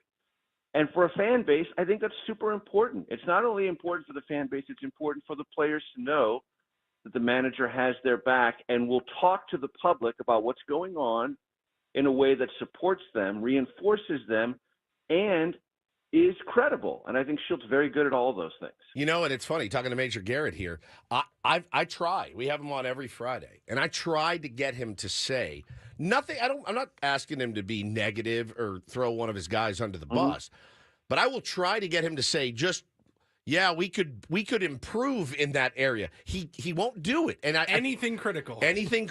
I do understand the reasoning behind it, and I think Padre fans, a lot of them do as well. You've seen this clubhouse, splinter the last couple of seasons. You've seen the like everything fall apart and they go off a cliff. I kind of understand the reasoning of nope, not going to do it. I'm gonna pat these guys on the butt. I'm gonna pat them on the back, especially in public. We don't know what's going on behind closed doors. Certainly, we're not privy to that, and he's not going to share it. And Manny won't share it, and Jurickson won't share it. They're really tight-lipped this year. That's one thing I have noticed. You're not hearing any whispers coming out of a lot of this guy's mad at this guy. I find that it's quite the opposite. Quite the opposite, but I thought Jurickson Profar gave a very important interview to Kevin Acee last week before the Padres got on their good run. And he said the team needs to play better. The team needs to have more leadership and execute better and win winnable games. Profar said that as an emerging team leader. He wouldn't have said it if he didn't believe that Manny would back him up on that, and Mike Shildt was okay with that. It's better when the players give that kind of interview, particularly a all-star caliber player, as Jurickson Profar undoubtedly is this season. Having him say it and having no one in the clubhouse refute it or talk behind his back or anyone go to Shildt and say, what do you think about that? It all felt consistent, even though it was, at the margins, critical of how the Padres came off that road trip, deservedly so. That's another dynamic that I think is important and reinforces that this team, for whatever set of reasons, and a lot of it comes to the manager, a lot of it flows to the players, is a much more coherent unit, much more collaborative unit. And look, success reinforces that. You get walk-off wins, you suddenly feel things are possible. You watch other teams walk you off, you start wondering if anything is possible. We've turned the corner on that. Major, we also all tended to agree that Manny had a big leadership moment when he stepped in with Jurickson, behind home plate with Keibert Ruiz. And I don't know if there's any talk of the other side of this. People are curious, in Washington, D.C., you've got a bunch of things going on, probably other than listening to sports talk radio or commentary on what happened this week. But it felt like a perhaps at least a defining moment for this clubhouse and for Manny Machado in particular as well. What happened against the Washington Nationals earlier this week? So Nats fans, and I sort of dip in and out of that world. I'm a nominal Nats fans because my kids grew up here in D.C. and I freed them. I said, you have a hometown team. It's a great thing in life is to be able to root for your hometown baseball team. I'm raising you as Padre fans. I'm now releasing you. We didn't have a ceremony, but I kind of communicated that to them, So I dip in and out of the Nats. Nats fans are not big on Keibert Ruiz. They don't think he's a strong defensive catcher. Offensively, he's kind of a wash. And they thought he stepped way out of his lane. And I, for one, do not understand how an umpire in the major leagues can watch a player touch another player at home plate and not throw him out immediately. You cannot do that. Under any circumstance, you cannot take your mask off, get in another player's face, and start poking him in the chest. Why is he still in the game? Yeah. And that's why Manny came up, because he saw Jurickson was doing the thing he told everyone afterwards. I'm not going to get thrown out of this game. I'm not going to lose my cool. But Manny came in and said, hey, you can't touch my guy. I love and that. Then Profar gets hit and everyone, is it intentional or not? He got hit. You gave warnings. Something should have happened. And then you run Shildt. So then Manny is right in this moment where everyone is really pissed off. Everyone is pissed off in that stadium. I'm freaking angry at home, 3,000 miles away. First pitch, in the seats, take that and fill in your own expletives, okay? Well, speaking of expletives, what Jackson Merrill said about it after was that's how you effing lead. I'm not saying he had to hit homer, but right there off the bat, effing first pitch, ready to go. That's how you effing lead right there. That's effing electric. I love this kid, too. I love this kid. You hear when Manny was slumping a couple of weeks ago, all you heard was, he's a terrible leader, terrible leader, terrible leader. And I'm like, man, he's clearly rubbed off on Jackson Merrill. He's clearly hitting the ball better. Maybe he's feeling better. We all kind of knew. Right. I kind of knew it's going to come. He's got it in him. And I think the power is still going to come for Manny, hopefully this weekend. But I thought that was really special, man. The young. I mean, it was. Yeah. It was by far the most electric moment of the season. I hope there are moments that will come close to that. But I don't think anything can surpass that in that moment. And look, Major League Baseball lives and dies on the margins of centimeters. A month ago, Manny gets that same pitch and fouls it back. Yep. He's just off a tick. That night, he was dialed in, saw it, hit it, and that shows that his work, his progress is getting him closer to the player that all Padre fans remember and want to see again. So, Major, now as the calendar switches to July, the trade deadline is coming up in a few weeks, and the Padres, like most teams right now, are going to be in the market for some help. They're not going to be able to afford everything, though. Starting pitching would be nice. Another bullpen arm would be nice. And with Tatis out, for an extended period of time, another bat would be nice. Assuming they can't do all of that, where's your priority lie as a Padres fan? Look, I am stung. I have been stung the past 2 years by outsized expectations about the players we bring in changing things. And we have to look at Jackson Merrill and take pride in our player development. He's ours. We developed him.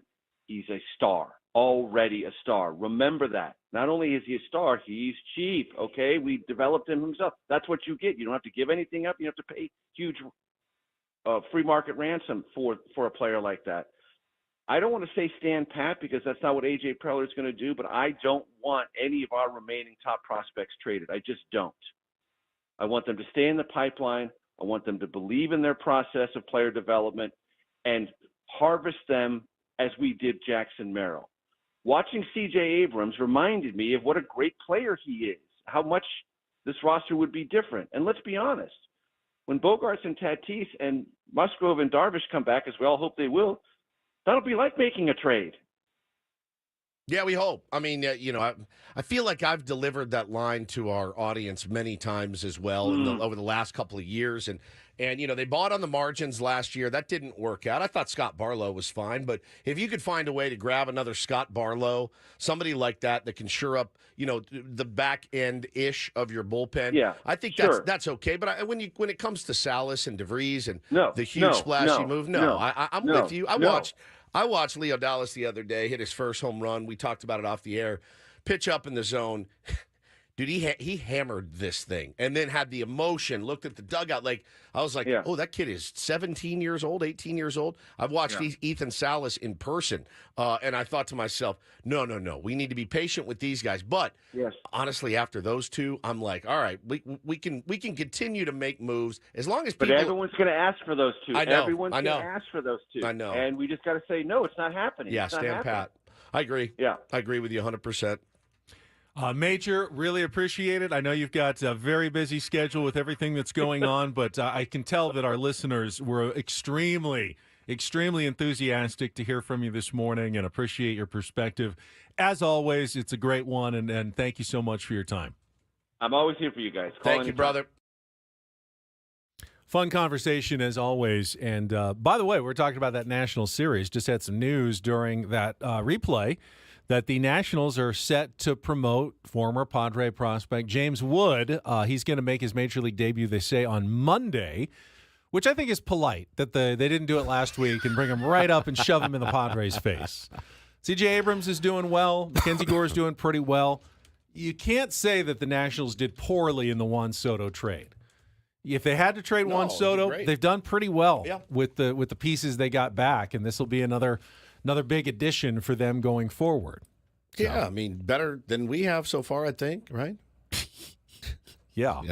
So. Well, I mean, they turned Juan Soto. We made it to the NLCS in the last 2 years since the trade. Got to the NLCS, and they've turned Juan Soto into some much-needed pitching. Michael King's been pretty good. Yeah. We'll see Randy Vasquez tonight. By the way, Randy Vasquez was okay last time. Is pitching a little bit better. Johnny Brito's going to be stretched out in the minor leagues to get into some starting. And Kyle Higashioka is the hottest catching hitter in all of baseball right now. Number 2 in OPS in the big leagues or something. In the month of June, he's been incredible. So it's not like the Padres didn't get anything for Juan Soto, and they also had a year and a half of Juan Soto that we got to enjoy and watch. So sometimes trades work out okay for both teams. I mean, could you undo it and have those guys back? Probably would be the best case scenario, but you can't. You move forward and do the best you can with what you had. So that's what we know, and we'll move forward. So, by the way, congratulations. I want to say thank you to the Tier 1s out there.